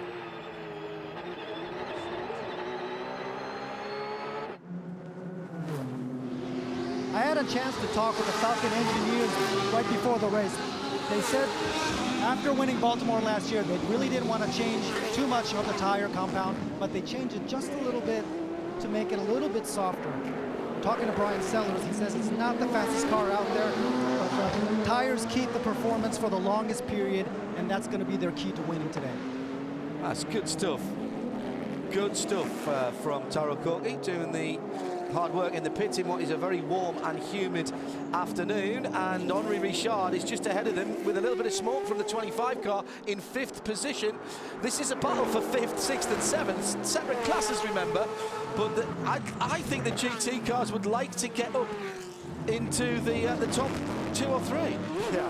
This is the battle for first. Take a look behind there too. Is looming. That was one of the Extreme Speed Motorsports Ferraris in 3rd place. That is Johannes van Overbeek in 3rd place. We saw the incident between Johannes van Overbeek and it was actually the other Corvette. The last 2 races, actually, both at Mosport, there was a last lap pass for what was then 2nd place, became the lead for GT, and then last time out at Road America, Van Overbeek barged past Jan Magnussen also to take over a position on the final lap. 49 minutes to go. Marcel leads in the 20. He's got 42 seconds between himself and Luis Diaz, who's got about a second between himself and Ryan DL. 3 leaders in the top 3 of their respective classes, 2095 and 06, down towards the first corner with the GT leaders, who are in 5th, in 6th, 7th and 8th position, and the top 3 are there. Ahead of them is Henri Richard. I just get a little bit of feeling that Brian Sellers would like Henri Richard not be there, as into the pit lane comes the number 16. So both of the leaders in the P1 Championship has had problems, and it's bodywork. It's got to be a bodywork problem. Jamie Howe is in the DYSON Mazda pits. It certainly will be a bodywork fix for the number 16 of DYSON Racing, and this is not what they needed. They do not have very many spares for these Lolas, and the issue right now is that Lola doesn't have any spares to pass out, so they're not going to get any anytime soon. The team has lots of this racer's tape out ready to repair if they need to. Right now it looks like it might be stuck on a little bit. The team not doing this in a very hurried fashion, so I'm not sure what's going on with that. They do have the tape out ready, but they can't get the nose off, so this is going to cost them a lot of time. Do you know what, Jamie? I think the nose is either not seated properly or there's a problem with the fixings on one of the panels there, and that could be that accident damage that we saw earlier, or indeed earlier on this weekend. These are precision carbon parts, and they need to fit exactly the amount of force that's going through there, Jeremy. Particularly the aerodynamic force going over the front of the car. You can't have anything loose there. It will get torn off. Make sure the diffuser defense isn't broken like it was at Monterey. Are the headlights not working? Was that the... No. It's loose bodywork. They've come in for the loose bodywork, and they're worried about the diffuser posts underneath the car, as they had the problem at Monterey from riding curbs and the corkscrew. And meantime, their second car, the leader, is in the pits as well, Marcel, because we've started a cycle of pit stop for the leaders. So the 20 car has been scored as the leader and now sits along pit lane, which means that when Luis Diaz goes through next time in the 95 level 5, the black car, he will assume the lead. And there is our new leader, Luis Diaz, going through turn number 9, heading out on the far side of the circuit, round the back of the baseball stadium. And number 20 car, Eric Lux, one of the co-winners of last year's PC Championship, climbing aboard the number 20 car. And one of the other co-winners of the PC class last year, Ricardo Gonzalez, it was he that led up until this round of pit stops in the car number 95, on which we are on board right now. He has handed over to Luis Diaz, who has now taken over the lead of this motor race once again. So it's this car, the level 5 motorsports car, number 95, Luis Diaz, who leads.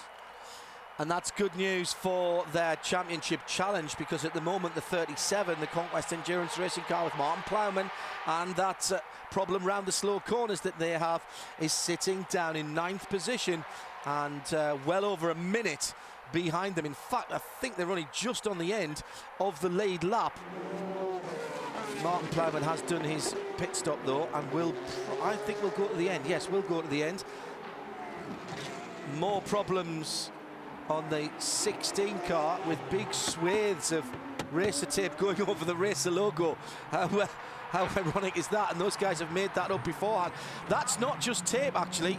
That is reinforcement. That is I was going to say it's like a carbon weave, but it's not just a piece of tape there. What they're doing there is desperately trying to get that to stick on the bodywork, which is not clean. And you've done this yourself when you try to stick just normal sticky tape on. And that is reinforcement there that they are putting around the nose of that car, desperate to get it to 70%. That's right. Of the race. Yeah, well, they'll have no problem getting to 70% of the race distance. We've only got 45 minutes to go, but they certainly want to get that car back out again, and if possible, get past the number 20 car so they can win the class in P1 and gain valuable points toward the championship. We saw that's exactly what the Level 5 Motorsports team did in P2 2 weeks ago at Road America. The 05 car had a problem and it lost some ground, so they brought the 95 car into the pit lane to sit there until it had dropped behind the 055 and then resumed. The point being to get their championship contending car as many points as possible. And here's the bizarre thing, that car you're looking at now, Klaus Graf, sitting down in 26th position, is third in class, and we're looking at the battle for the championship in P1, down in 26th and 23rd position, 3 laps apart at the moment, those two cars both having problematic days. That leaves the field clear at the head for something quite extraordinary to happen.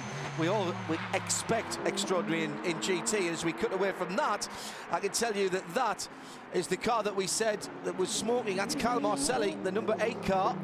Third place in PC for that merchant services car, so a major disappointment for those guys. Had been running very, very nicely. But so the P1 cars and the championship contenders, the number 16 car of Guy Smith, the Lola Mazda for DYSON Racing, that's 3 laps down on the overall race leader, and Klaus Graf in the number 6 car is 6 laps down on the overall race leader. It's Luis Diaz who leads still for the Level 5 Motorsports in that car number 95, having taken over from fellow Mexican Ricardo Gonzalez. And away we go, full course yellow. Wow. Ooh, now this is very, very interesting indeed. Let's see who's on the lead lap and who gets helped out by this. It's been more than 10 minutes since the last green flag, so we will get staggered pit stops with prototypes first, then GTs, then open for everybody. And we will get a reshuffling of the field for anyone who has dropped behind their leader in category. Luis Diaz leads it by 7.2 seconds. That is going to disappear. The GT category with Brian Sellers from Ollie Gavin, 17 from 4 from 0-1. They were only split up by a second anyway. Well, Dirk Muller's going to be on the back of that in the 56. And then Jörg Bergmeister in the 45 Flying Lizard's going to be right there as well. So is Jan Magnussen. They're still on the lead lap in the number 3 Chevy Corvette. And I think the first car off the lead lap is Bruno Junqueira. No, he's just gone through as well. Wow, we're going to have another one of those restarts, Jeremy, where the top 8 or 9 of the GT cars are all there, nose and tail. Yeah, this is going to be wild when we get back to green. I don't think too many people are going to need to take on service in the pit lane, so I don't think there'll be that many pit callers this time around. Most of the contenders should be good to go to the end of the race. And I think the number 17 car that we were hearing that didn't need to stop even without this caution period. It could get to the end of the race. So this caution period in that case will certainly cement that. So I don't anticipate really any pit callers right now. Brian Sellers. Boy, it is going to get wild when we get back to green. And you know, the number 37 car, he just got up into 4th place overall. So we've got a P2 car out in front, that's Luis Diaz. We've then got the best of the PC cars, Ryan DeYell for Core Autosport car number 06. And then the other 2 P2 contenders that we talked about at the top of the show, the 055 and the 37. And they're going to be pretty closely together on the racetrack. Ollie Gavin just messing around with his helmet there. Was it the water? Was it... He's still got his radio clipped in on the right-hand side. That's the curly lead. It looks like he went for his belts there. That might be that he's coming in. Ollie Gavin with proudly showing the British Racing Drivers Club crest on the front of his helmet. The oldest motor racing clubs in the world. And Ollie, a proud member, lives in Northamptonshire, not too far from the clubhouse at Silverstone. But look at the eyes, even under caution. Look at the concentration. You know, a penny for the thoughts. You would say these guys are sizing up so much all of the time. So here's how it stands before any pit stops, if they do happen. Luis Diaz leads on lap number 46 in the number 95, leading P2. The PC leader, Prototype Challenge, is second. The 06 of Ryan DL. And Christophe Bouchou, the P2 second place car in the 055, is next up. Then Martin Plowman, next up in P2, and will be wanting to get ahead of Christophe Bouchou. I think Plowman's good to go to the finish. He's okay till the end of the race, sorry. The GT battle starts at 5th position with Brian Sellers in the 17, Ollie Gavin in the 4, and Van Overbeek in the 01. Then Muller, Bergmeister, Magnussen, all on the lead lap. Wow, what a last 40 minutes in prospect once we get the clean-up done here on the streets of Baltimore. Round 8 of the American Le Mans Series, presented by Patron. John Heinhoff and Jeremy Shaw. I'm excited about it. I hope you are too. Don't go anywhere. You've got a couple of moments to refill a beverage and grab a snack. And when we come back, we'll be racing again here at Baltimore.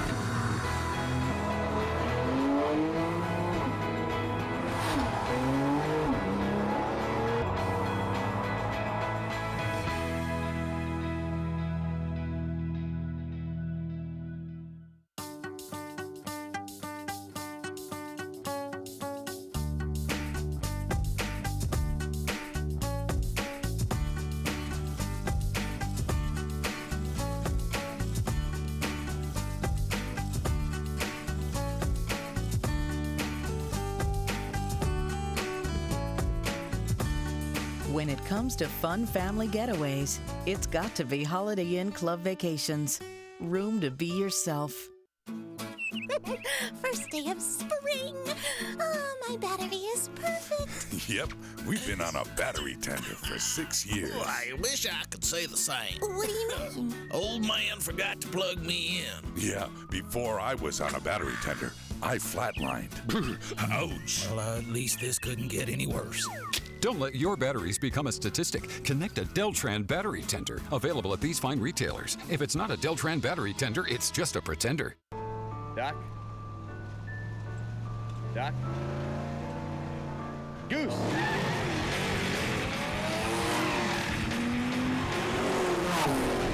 Our technology builds some of the best tires in the world. Because when it comes to performance, we don't just play around. Cheater, we said no 360s.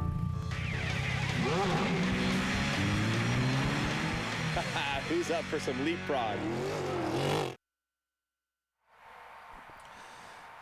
Well, Jeremy and I have just taken a short breath and reset ourselves while we've got 35 minutes still to run here. Not missing any track action at the moment as we look down on the, well, picture-perfect settings of the harbour here at Baltimore. And I should say thank you to everybody in Baltimore from when I landed at the airport earlier in the week through the guys who brought us down on the shuttle to every single person we've met in an event t-shirt.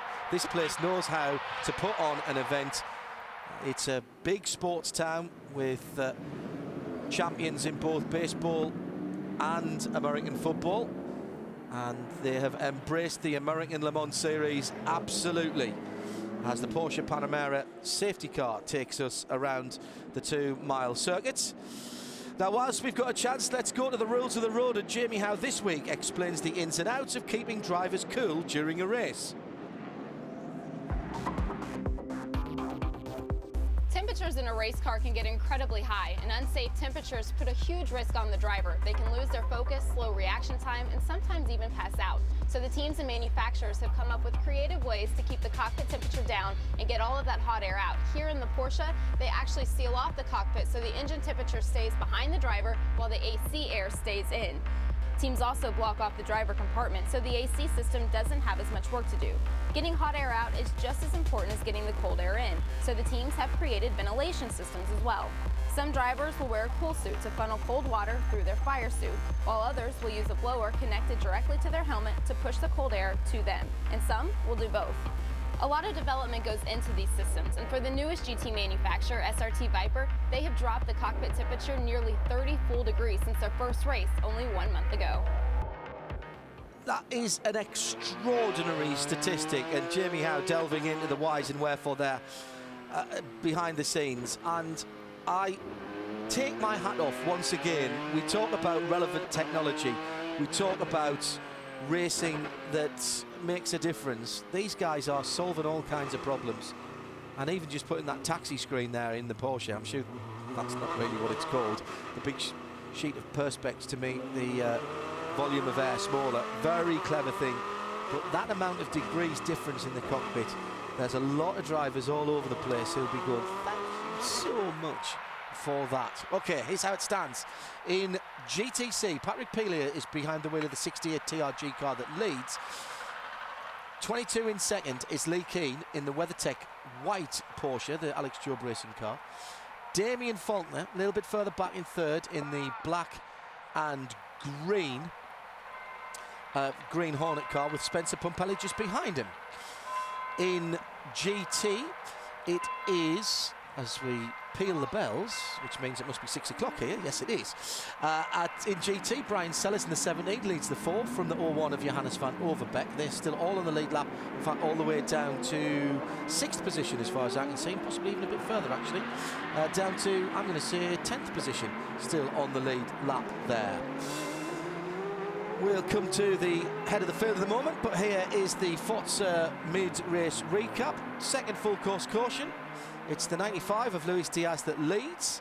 We've had penalties aplenty for contact for the 37 and the 55, the 11 with problems for them, and the 66, well, they started the engine with outside assistance, so they had to come back in, turn it off and restart it just on the battery. That's your Forza mid-race recap from Forza Motorsports 4, the official gaming partner of the American Le Mans Series. That gives me just a chance to mention that behind Luis Diaz, who is leading from Ryan DL in second, the 95 from the 06, P2 from PC leader. We have had a PC car on the podium once before in the American Le Mans Series. No, three times before actually last year. I've just been digging that around. First of all, they're on the podium overall at Motorsport Road America and here on the streets of Baltimore last year. Could still win overall here. That would be Tommy Drisi and Carl Marcelli, that was. Christophe Bouchou is second in P2. He's in third, and he's got Martin Plowman, the battle for the championship. 0.55 and 37 absolutely together. Now we know that ALMS means modern technology. It also means comfort as well, as Evan Prellick says. Drivers and teams like a certain amount of comfort even at the track. Some like RVs, some like motorhomes, some only a yacht will do. You know, whenever I can take this to where close by a venue, like up at Lime Rock Park, close by, they're up in New York, or down in Florida, for instance, where she actually stays most of the time. Of course, I mean, to have your moving kind of penthouse, if you will. I don't mean to be, that over the top, but I mean, it's a lovely boat, and it just makes us feel more at home. You get more comfortable, and anytime you can be more comfortable, more at ease, you can make better decisions. You can take stress a little bit easier. And it's not like this isn't a stressful game. In fact, motorsports can be very stressful. You get on a beautiful evening with a little bit of breeze and a nice and warm sun up, and you get into the hot tub, maybe a glass of wine, cold beer, and my wife Penny. That could be, up on the third deck in the jacuzzi is not bad duty, believe me. Taking a tour, and he's right, this is the only way to travel. Taking this bad boy out. See, that's what I'm thinking about for the River Middle Nen just behind our house. I think it might be a bit large for that, but those twin Detroit diesels caught my eye in that. I do like a shapely hull, I've got to say. Caught your ear as well, I would think, those edges behind. 16 cars, I reckon, we're going to have on the lead lap in all, including the top 10 in GT. Can you spell wild? Pits have been open for the prototype as the Porsche Panamera goes round the light rail stop there, right in the middle of the picture. No takers this time round for the prototype, and I think that's because they can go. What about the GTs? Well, staying out is Brian Sellers. There he is. Now, he gets a chance to come next time around for the GTs, remember. No prototypes have taken it, so we need to keep an eye there. This is really playing the tactics. Luis Diaz, you'd expect, if they got the chance for them to swap round the 95 and the 055. The problem is at the moment they don't do that because Martin Plowman in the 37, their nearest competition, is right up the tailpipes of the 055. Now, if Martin Plowman was to get past the 055, then you'd want the 95 to stay out front so that they couldn't get the win. Are you following me? Because I will be asking questions later. It's all about points gaps down through the scoring system. So I think, Jeremy, the next 10 minutes after we go green, as the 6 is in the pits, this is Klaus Graf, and this is the championship leader, new aerial put on the side of that car, I think, as they went out. Yes, it was indeed. You can see it there, sitting right in front of the camera. So they're looking very carefully, clearly, at telemetry coming back. Now, some pundits, and I have to say it, not the magnificent Shaw sitting alongside me, were calling this championship over and done with 2 or 3 races back. But with some slight unreliability from the HPD, with the Honda engine from Muscle Milk, we've had a couple of cracking races, and DYSON, all right, the 16 car not showing perfect reliability this time around, but that was self-inflicted accident damage, strangely enough. This championship is wide open again. Yeah, and the number 16 car is a couple of laps behind the leader in P1. That would be its teammate, the car number 20, Eric Lux, now at the wheel. But Klaus Graf, we just saw him make that pit stop in the 6 car. He's another 3 laps behind Guy Smith. He's going to have a hard time making up 3 laps, I think, with only less than half an hour remaining in this motor race. Right, keep an eye on these onboards. Now, on board there, that's a very poignant message that we're getting on the sunshade of that helmet, Jeremy. Yeah, Guy Cosmo's grandmother passed away earlier this week, so Guy was attending the funeral just a couple of days ago, hustled back here, and as you can see, his thoughts very much with his grandmother. He's a pro, no doubt about that. He's a gentleman too. Oh, he's top bloke. Time spent with him is never time wasted. No doubt about that at all. In comes the 44 Flying Lizard into the pit lane, and Jamie is there. Patrick Long already in the car, belts done. He is doing double duty. He did start the 45 car, now getting behind the wheel of the 44 because his team owner, Seth Nyman, injured his forearm in this morning's warm-up session and could not compete. So these guys doing everything they can. I did talk to Patrick right before he got in the car, and he said he feels good. He's ready to get back out there. This is a fun race to drive, and he can't wait. Now, the car that's behind him, I think, is Bill Oberlin in the 55. Now, did Bill change drivers there? No, I think they probably just changed tyres on that car. They were at the back of the pack in any case. So come in and sorry, put on some fresh Dunlop rubber. I shouldn't laugh because there's pain involved there, but Seth Nyman has made an arm sling out of a Flying Lizard flag. Top bloke. Never miss an opportunity for branding, Seth. They will be available in the Flying Lizard online shop, I'm sure, by this time on Monday. Flag, asterisk, also can be used as a sling. www.lizardms.com. So there from the aerial cam, looking down at the cars getting ready. And I think, yes, there's the visual confirmation. The Panamera lights are out, which means he'll be coming in to getting out of the way, and we will have a restart next time around. He'll be in the pits now, in fact, because of course he has to. Now as I say that, the front lights have gone back on, but the top one certainly looked out there. There'll be no change of position behind the Panamera this time around. I was going to say, and I'll get the chance to say it now, GT, top 10, lead lap.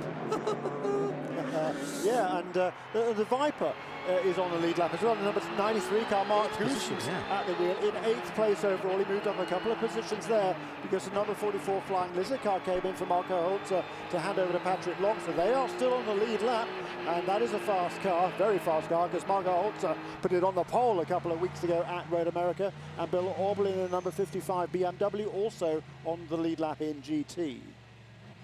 Hats off to the Viper guys. They're keeping that car on the lead lap. It's just their third start with this brand new SRT Viper, and it's quite a piece of kit. Of course, the second car is not racing this weekend.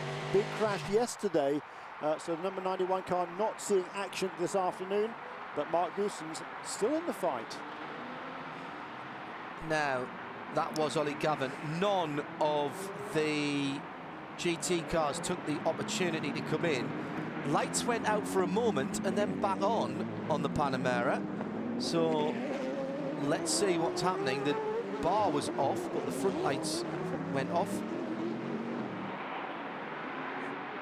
Well, it's the second time we've seen him come through there with the bar off.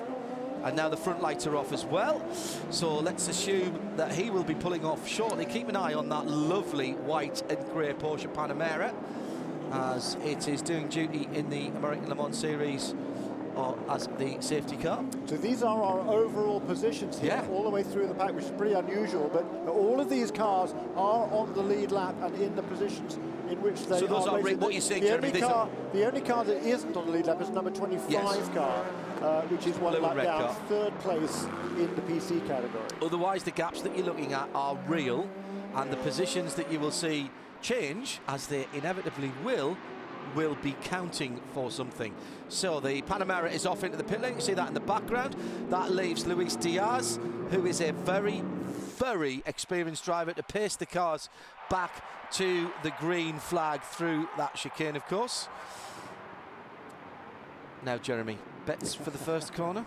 I hope it's going to be clean, that's all. We're going to have 23 minutes to go, a little bit less than 23 minutes when we go back to green, and there's going to be a lot of battling for position down in turn 1. And don't forget, Martin Plowman does not get round that first corner easily, so he will not want to get a GT car up his inside or anything like that, and it's entirely possible because the GT cars from a standing start have a lot of torque and they'll pull away. There's Plowman in the orange and grey car. And he is just behind that lapped car number 25. Yeah, and he'll want to get past that straight away as he goes across the line. He can't do it yet, but he pulls out, flashes, gets down the inside. Look in the background, too wide coming into the first one, not a pass for position, but really important. And what a great restart by Brian Sellers, who now also has to go down the inside as well. 1, 2, 3, 4, 5, 6 as the short pod card goes through as well. That's the top battle in the GT category. And hats off to Duncan Endy there for staying out of the way in that number 25 car, realising there's a huge battle going on here, and he knows he's out of contention for the win this afternoon, so heads up driving by him to stay out of the way of that very intense GT pack. There's the GTC cars going through. The 22 has dropped, is dropped to second, or is in second rather. Patrick Peelier, the 68. And there is Damien Faulkner, who is in 3rd position, right in the middle of that battle. And in fact, it looks to me as though Faulkner's got the 66 of Pumpelly right behind him. He has. Just up the road a little bit, the 68 car leads with the 22 second. That's the other dark blue, and then the white and blue stripe one. In fact, there is the white car going through. So there's, wow, they're only just up the road there. Now we're hearing that the day goes from bad to worse for the number 16 car. He did not close the gap under the yellow flag. That's why they couldn't open the pits, and he's been rapped on the knuckles with a penalty for that. Improper procedure under yellow flag. Yeah. He's cost everybody else racing time, and I'm sure there's a lot of people will be giving a little round of applause for that, because what we want to see is racing. Jeremy, GTC, been a great battle all year. There goes the 68 car, and he's got a bit of a gap because he's got one of the lizards between him and the WeatherTech car in second, the white Porsche with the blue stripes. That's right, there is the number 68 car. It's now Patrick Pilet, having taken over from Al Carter, who's a local guy from Delaware. Patrick Pilet, he's from France, but he's doing a fine job for TRG, leading the class. You can see that Patrick Long goes past it. That's a GT car, and then we have Lee Keen under pressure as well. It certainly is an impressive race so far for the 68 TRG car. Why? Because they had to start at the back of the pack. They did not qualify that car yesterday after Al Carter had some contact during the final practice session. But for Al Carter to even be out here racing and get that car to the front of the GTC pack during his first stint is unbelievable. He is a cancer survivor. He had Hodgkin's lymphoma just a few years ago. It gave him a new lease on life, and that's why he's out here racing. Patrick Pilet, his co-driver for the weekend, not a bad shoe. He's a Porsche factory driver, and there aren't many of them. So this team doing everything they can to go home on the top step of the podium. Simon Biggs has just sent me a tweet. He says, it might be just me, but did I see the 95 car missing a rear legality panel, easy for me to say, is that important in the ALMS? What he means is one of the flaps behind the wheels. That's the leading car. We'll check that out for you in a moment, Simon. Good eyes from him. I did think he was missing a light earlier on, and yes, he is. And look at the 0.55. Christophe Bouchou now up into second place overall, and this allows him to take a lead from his teammate. This is massive for the championship, and in fact, he's done so. He's done so already. The 0.55 is now leading the motor race. And my shriek there was the number 37 car, I think has gone off. Yeah, he got it well sideways under braking. Left his brake a little bit too late. There was a slight lock up of the brakes, and I think he went straight on there as well. So a big mistake for Martin Plowman in the number 37 car. It's one of those tight hairpins. He has trouble getting the car around. He's dropped well out of position now. Big lock up and went straight on. Now this is great news for the 0.55 and for Scott Tucker. Gets ahead of his teammates. He's already disposed at this stage of Ryan Diel, and down the inside, nice big lift off by Luis Diaz. Yep. That was a gimme. Massive gift wrap with a big, nice bow on it. But that's what you would expect. They're going for the championship, and every point counts. That's right. 2 races in a row now. Luis Diaz has been asked to cede positions, and we can see now that he's ceded that position to Christophe Bouchou. So this is great news for Level 5 Motorsports, and particularly for the championship aspirations of Scott Tucker and Christophe Bouchou. The number 37 car, we haven't even seen it. Yeah, he hasn't come through. He's dropped behind the GT. He's lost a lot of ground. Not he's even dropped sure behind. He's back out yet, actually. All of this. He's not stationary, Jeremy. 37 has a broken suspension, we're hearing from the pit lane. That is desperate luck for Martin Plowman and the rest of the Conquest Endurance team. Here's the battle in GT, and this is for second place, down to the hairpin. Big defensive move to the inside by Ollie Gavin. That's fine, but it's allowing Johannes van Overbeek to get a better exit. And look at the BMW. Dirk Muller in the 56, right in there. He's got a grandstand view. And who's saying thank you very much to these guys battling away? That would be Brian Sellers in car number 17. Could it possibly a second win in a row here in 2 consecutive years on the streets of Baltimore for the Falcon Tires Porsche? I mean, they've been struggling all season long, quite frankly, but they've come in with a good tire again this weekend. And look at that lead that Brian Sellers has over Oliver Gavin and the rest of this pack.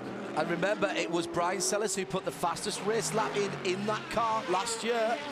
He is not quite as experienced as Wolf Hensler, the factory driver, but he's certainly been pulling his weight as through goes the number 6 of Klaus Graf, but he's still 3 laps down on Guy Smith's second place car, the 16. He's done it again as Brian Sellers. His last lap around lap 56, he's done 57 now. That was the fastest lap for that car, 1 minute 30.9. The best lap by Oliver Gavin, meanwhile, was a 1:30.3, so more than half a second faster, but quite a long time ago. And here is the GTC battle as the 37 car, which went straight on at the hairpin and got stuck right underneath our camera platform. That's why we couldn't show you. We weren't ignoring it. He was beneath our cameraman's feet. He told us he was there. We couldn't show you it, but that looks like suspension damage to the left rear. It does indeed, and What caused that, we don't know. We could just see in the corner of the screen that he had a big tank slap, and the rear end of the car was locked up. He was snaking around under braking for turn 3. Whether that was cause or effect for this suspension failure, we know not. Well, we could have been going into the next round with just a point between them and level 5, and it looks like it's swinging in the opposite direction now. Martin Plowman doing a great job. The Brit, he's almost back to the pits now. Looking at his mirrors to make sure please don't get stuck there, Martin. He was trying to do his best there, but remember, the car doesn't run slow, and he's got a real problem now. He was doing his best to stay out the way of the rest of the car, but the engine looks like it's died on him. And that's not, I'll tell you now, that was not deliberate by Martin. That is a curse of the fact that this car has not been running cleanly at all through the slow corners. Yeah, they've had fuel feed problems on that car yesterday. Plus gearing as well. Today. Yeah, well, yeah, it's primarily the fuel feed, though. The engine wasn't running particularly cleanly. They tried. Yeah, no gear, I'm stuck. No gear, I'm stuck, says Martin Plowman. So that is going to bring out the full course caution again. Well, with just 15 minutes to go, Christophe Bouchou leads the motor race. It's the right car this time around for the level 5 guys. They have made the pass on the track. So Christophe Bouchou from his teammate, Luis Diaz. And Ryan Diel leads the PC category in 3rd position overall. Brian Sellers will be cursing his luck that there's another full course caution just after he pulled out a couple of seconds from the chasing pack. In GTC, Pile, Keane and Faulkner will be joined by Spencer Pumpelly, the top 4 absolutely together. I just can't believe how this keeps happening in our races in the American Le Mans Series. There is the Panamera safety car waiting to pick up the leader. The V8 is coaxed with the merest flick of the right foot of the driver, and it speeds off to pick up Christophe Bouchou. Well, nobody needs to pit, Jeremy, so this is just going to close the field up, so it's good news for us. And bad news for Brian Sellers, who eked out a little bit of an advantage. Here we are on board the Falcon Tyres car. That is Brian Sellers trying to keep the tyres warm, get the debris off those tyres for when we go back to green. It's going to be a bit of a shootout. It'll be less than 10 minutes to go, probably significantly less than 10 minutes to go at the end of this race. But Brian's a veteran campaigner. He's been around the sport a good long time. He knows how to win races, of course. He was a former USF 2000 national champion.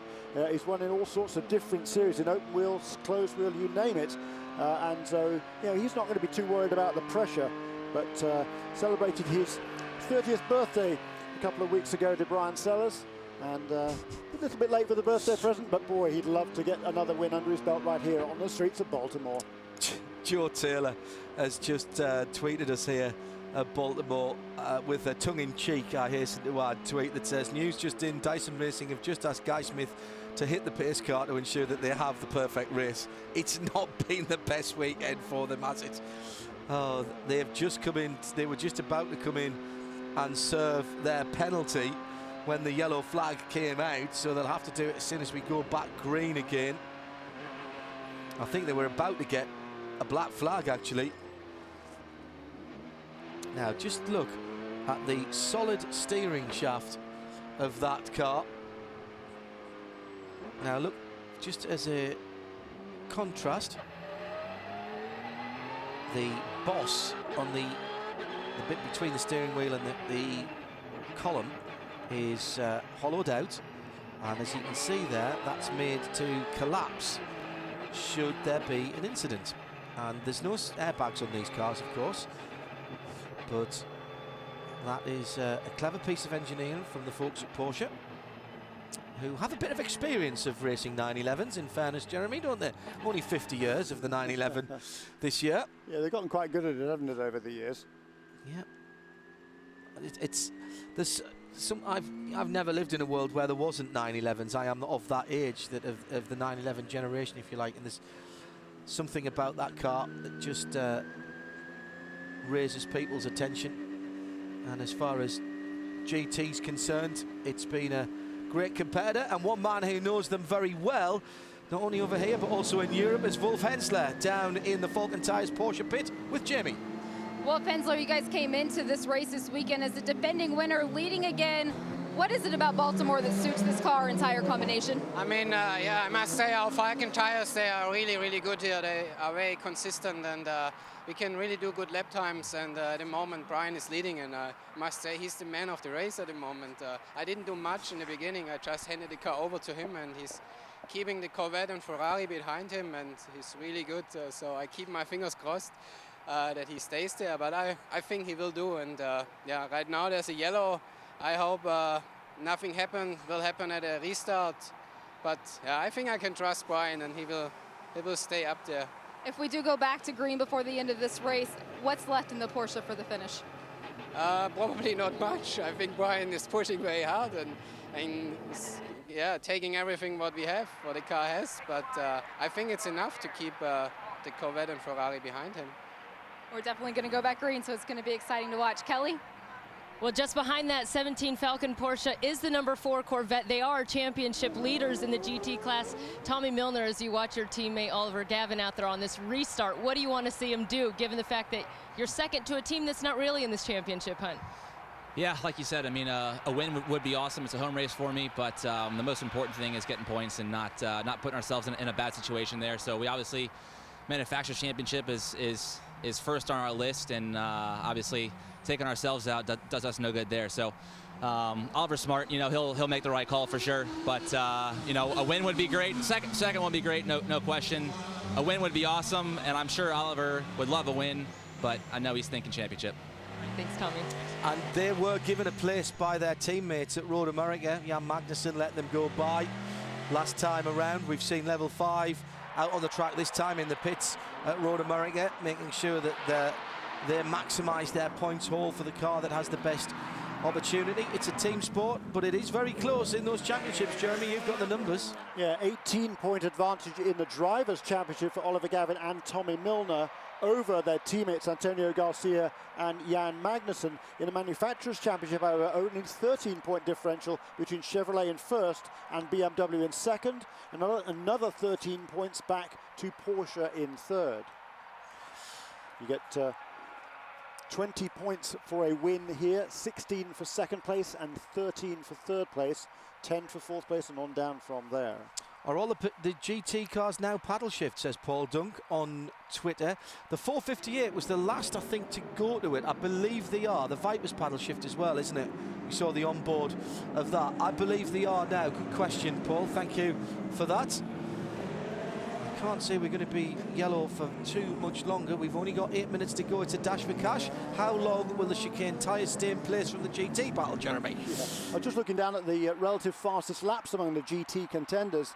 It is Oliver Gavin who set the fastest lap in GT. He did that way back on lap 36. We've now got 61 laps in the books. He did a 1 minute 30.3. His teammate Jan Magnussen did an almost identical lap as well. And the next fastest after that is a 1 minute 30.5 or 6. And the BMWs are next. The best of Brian Sellers was a 1 minute 30.8, which is just before we went to caution this time.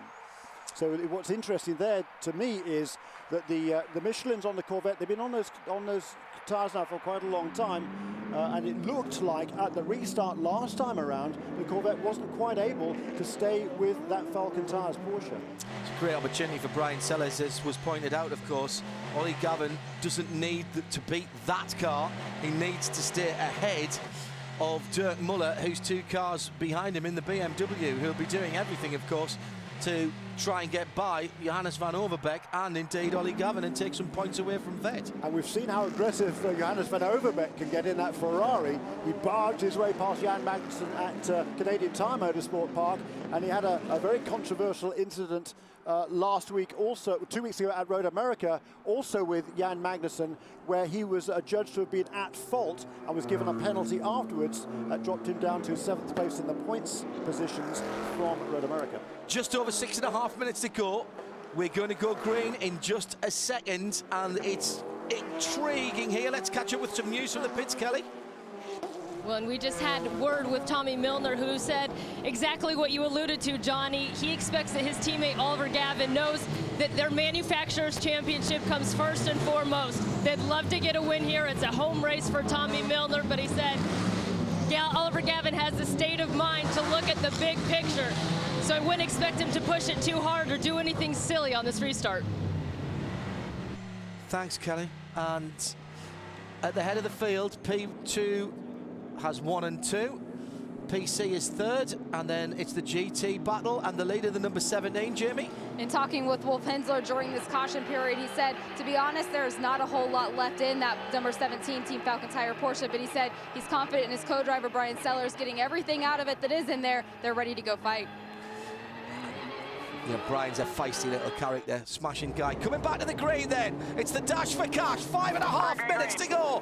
And the two level 5 cars are 1 and 2. What a result it would be for them. Ryan DL goes through in the 06, the Core Autosport, the championship winning PC team. Of course, another fabulous restart by Brian Sellers, who gets to turn 1 without any impediment from the Corvette behind him. Late on the brakes and gets good speed through the corner. Look how much momentum he carried through there. He's extended that gap, coming out of turn 1 over the Corvette, and there is a Ferrari menacingly in third place. Spot on, Jeremy. I think that car is going to be the car to watch on this final run. A very well balanced car, doesn't use its tyres perhaps as much as the cars around it. And the Porsche really does put the power down beautifully well coming out of those tight corners. Brian Sellers doing a fine job there. Let's not forget, of course, he's in 4th place overall in this race. Still, he could win the thing overall if something happens up amongst these P2 leaders, which is unlikely because they're teammates, but still a fine effort by all of these GT contenders. Christophe Bouchou and Luis Diaz are racing drivers first. Yeah. look at Sellers. I mean, he's really putting in Ryan DL in that PC car. He's getting in the way now, through the twisty stuff. And this is the intriguing part of multi-class racing. And it's something that I just would never want to give up with this type of racing. I do love the fact that the cars interacting with each other, even though they're not battling in the same class. And Brian Sellers has got a problem now with Ryan DL. Ryan DL needs to get a bit of a wiggle on through the twisty stuff because he's going to disappear into the difference. Oh, and problems for the ESM 02. This is Guy Cosmo. He was in 7th position in the GT category. He's going to lose that, and that's good news for Viper. There is the Viper behind. Big dive down the inside by Goosens. Does he get in? Oh, right up the inside. Well, given what we've seen today, that's going to be a penalty for the 93 car. Yeah, it's going to be interesting because, I mean, the Viper was, at least 2/3 of the car alongside, I would say, on the inside. But look at that. Little payback. Yeah. Well, they're both going to get penalised there, I think. I'd say no harm, no foul. I'd say both of them giving each other as good as they got there. Look at this now. You've got to be so careful with this. There goes that's Patrick Long going through. Also going through was Bill Oberlin. They're up to 7th and 8th. I thought the 93 would take advantage here, but he hasn't been able to because he's going to get a little tap here. Well, the judges of factor, the stewards will see the same things as us. The first contact, I would say that's going to be a penalty for Goosens, given what we've seen already.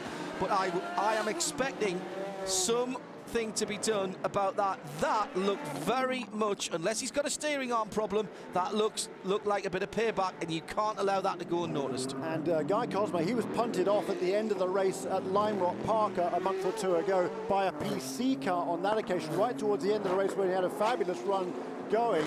And he said after that, I'm not going to be no more Mr. Nice Guy, is basically what he said.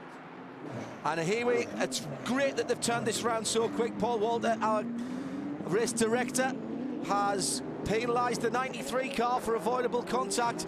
I think we might hear by the time we're next on the air that Guy has got has got some kind of issue, and he might be asked to the principal's office afterwards. White flag next time by, 1 minute and 50 seconds to go. Looks like a 1-2 for the 055 and the 95. The Alpine sponsored level 5 cars.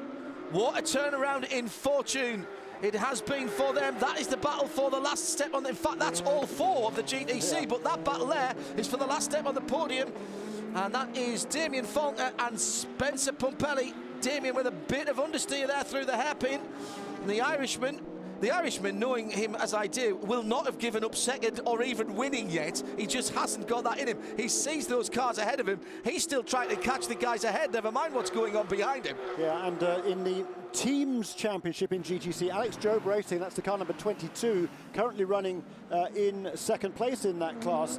They have a handy advantage in the Teams Championship, but TRG and Green Hornet, just 1 point between them. Third, fourth, and fifth.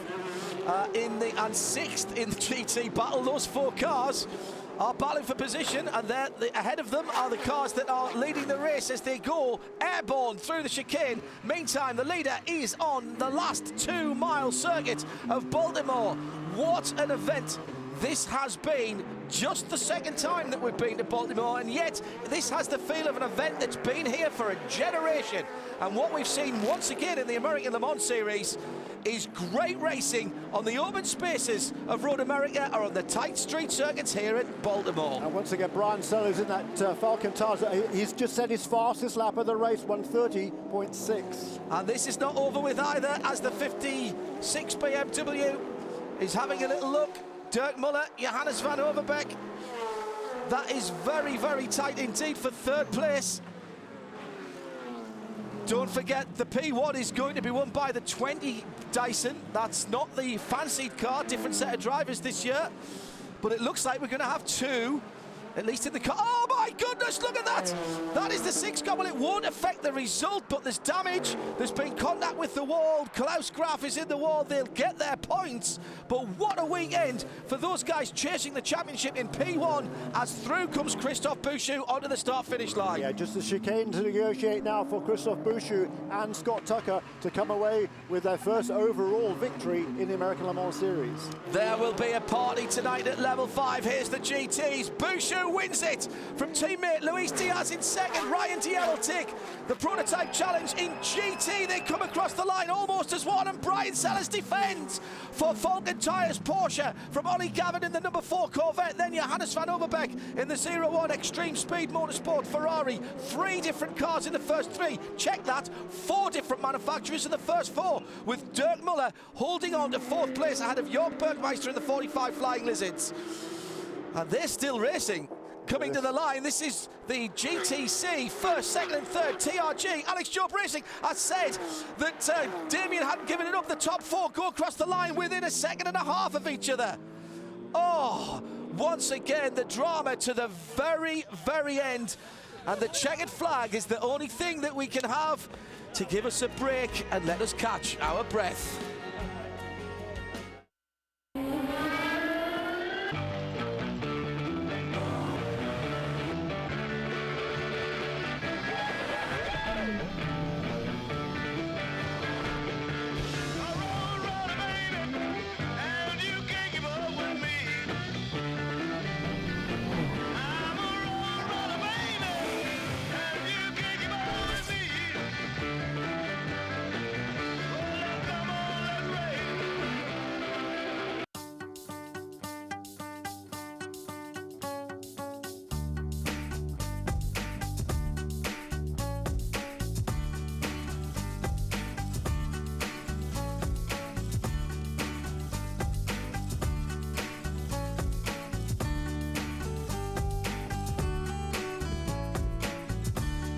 When it comes to fun family getaways, it's got to be Holiday Inn Club Vacations.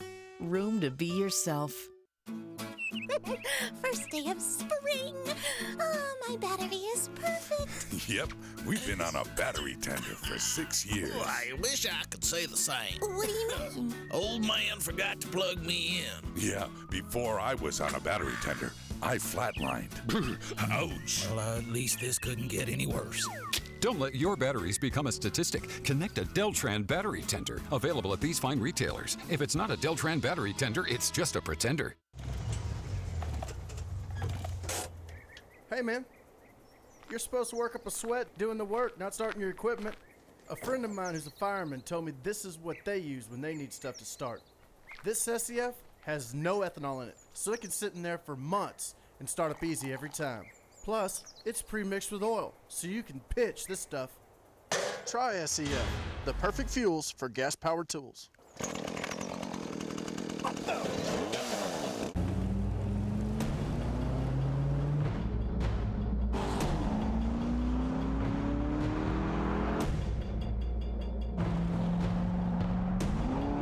It's not just what we gave the new Corvette 427 that makes it special. It's what we didn't.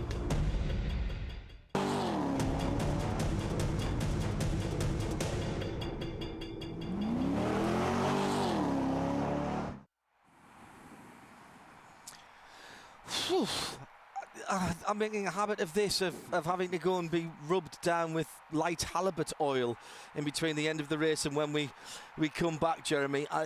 The scriptwriter, once again, has done a cracking job around the streets here of Baltimore. We've proved that world-class motor racing can be interesting, exciting, and wheel-to-wheel. And it's not always the case in endurance racing, but the American Le Mans Series delivers again. Yeah, that GT battle was absolutely superb there. Really turned in the same sort of lap times as the overall leaders at the end of the race. Brian Sellers, what a great job by that Falcon Tires team. I mean, 2 weeks ago, Brian Sellers was dusting himself down after a huge crash at the infamous kink at Road America, and a tyre failure there pitched him into the wall at very high speed.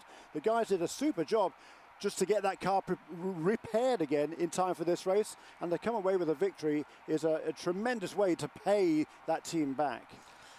Yeah, great to build on for the end of the season as well. You know, you want to have a bit of momentum going in towards the end of the season. The teams have come around into Parc Fermé, which is the pit lane here, but they can't touch the cars, can't work on them until they've been through post-race tech. Let's head down and get some reaction. Christophe Bouchou has done a great job for his team and for his team owner, and he's with Jamie Howe.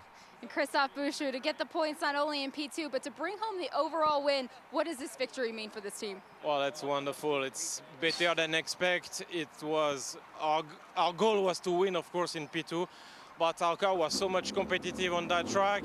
When I start, I have just an idea to push on my limit and to win that race.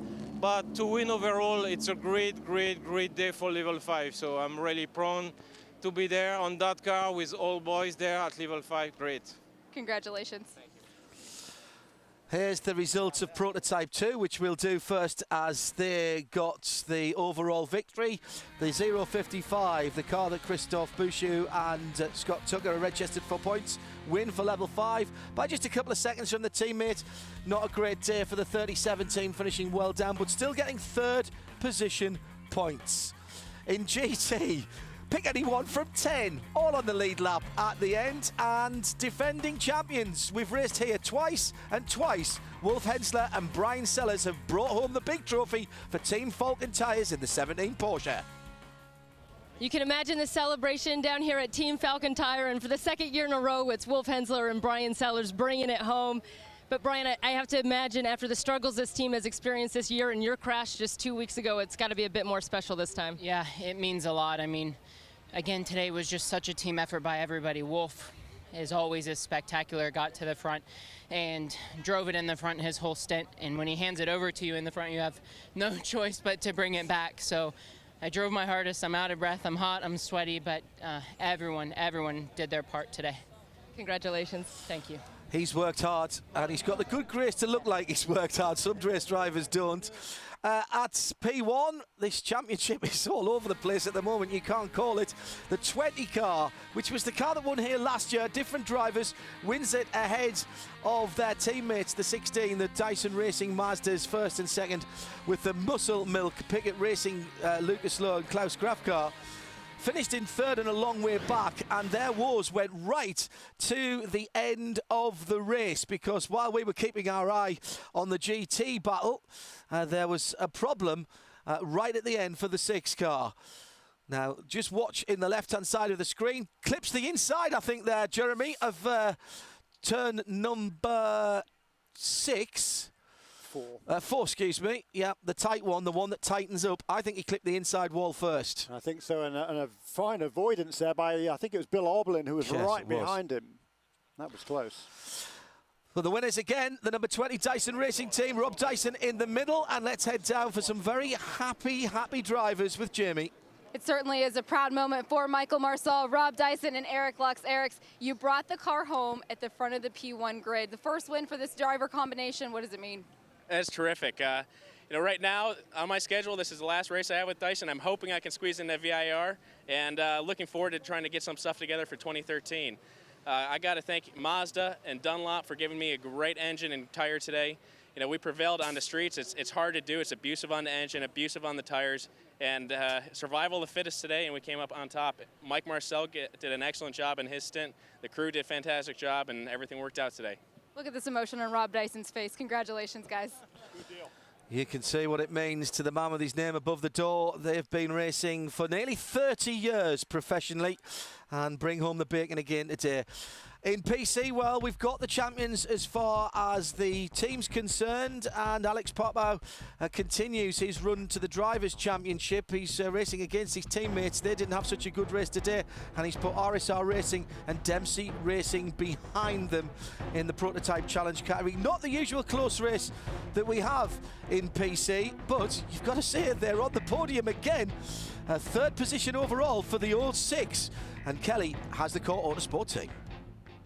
Alex Popov extends his points lead in the Prototype Challenge class, and it was his teammate Ryan Dale who brought it across to get the checkered flag. Ryan, what did you think of your first experience here on the streets of Baltimore?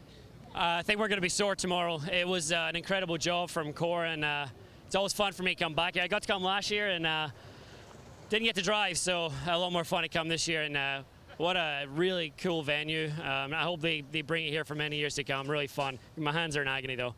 All right, congratulations to you both. Thank you. Thank you. Yeah, they've done well, that team, and we heard from Eric Lux, who won the P1 class this term. 1 year ago, he was winning the PC Championship. All the top four in GTC went across the line. Linus Stern, TRG, bracketed Alex Job Racing and Green Hornet Racing. The 68 car came back from nowhere to win it. Jamie. Al Carter and Patrick Belay, it was a fantastic drive. Starting at the back, finishing up front. Al, you started and you got to the lead. How important was that? Well, it was thanks to me yesterday. The crew had to work a little harder on the car. I met a little bit of the concrete that was around the track, so we didn't get to qualify. But, as the brakes went on, just, kept running up through the field and kept it up front and turned it over to this gentleman over here who drove his butt off. And real proud of the finish we have for the Be Positive Foundation. And this is the start of Cancer Awareness Month, so we're excited about that. Congratulations, guys. Great job. Thanks. Just a second start in the American Le Mans Series for Al Carter from Delaware, and his first victory. Nice job. Well, Jeremy, we've had two of the most different types of racing circuits you could possibly have had in the last two American Le Mans Series races. The wide open spaces of Road America 4 miles, the tight confines of the city streets of downtown and the harbour area here at Baltimore. The common denominator has been action, has been excitement, and we've even got the lightning off in the distance to provide nature's fireworks display for us. The other common denominator, of course, is the American Le Mans Series and the world-class cars, teams and drivers.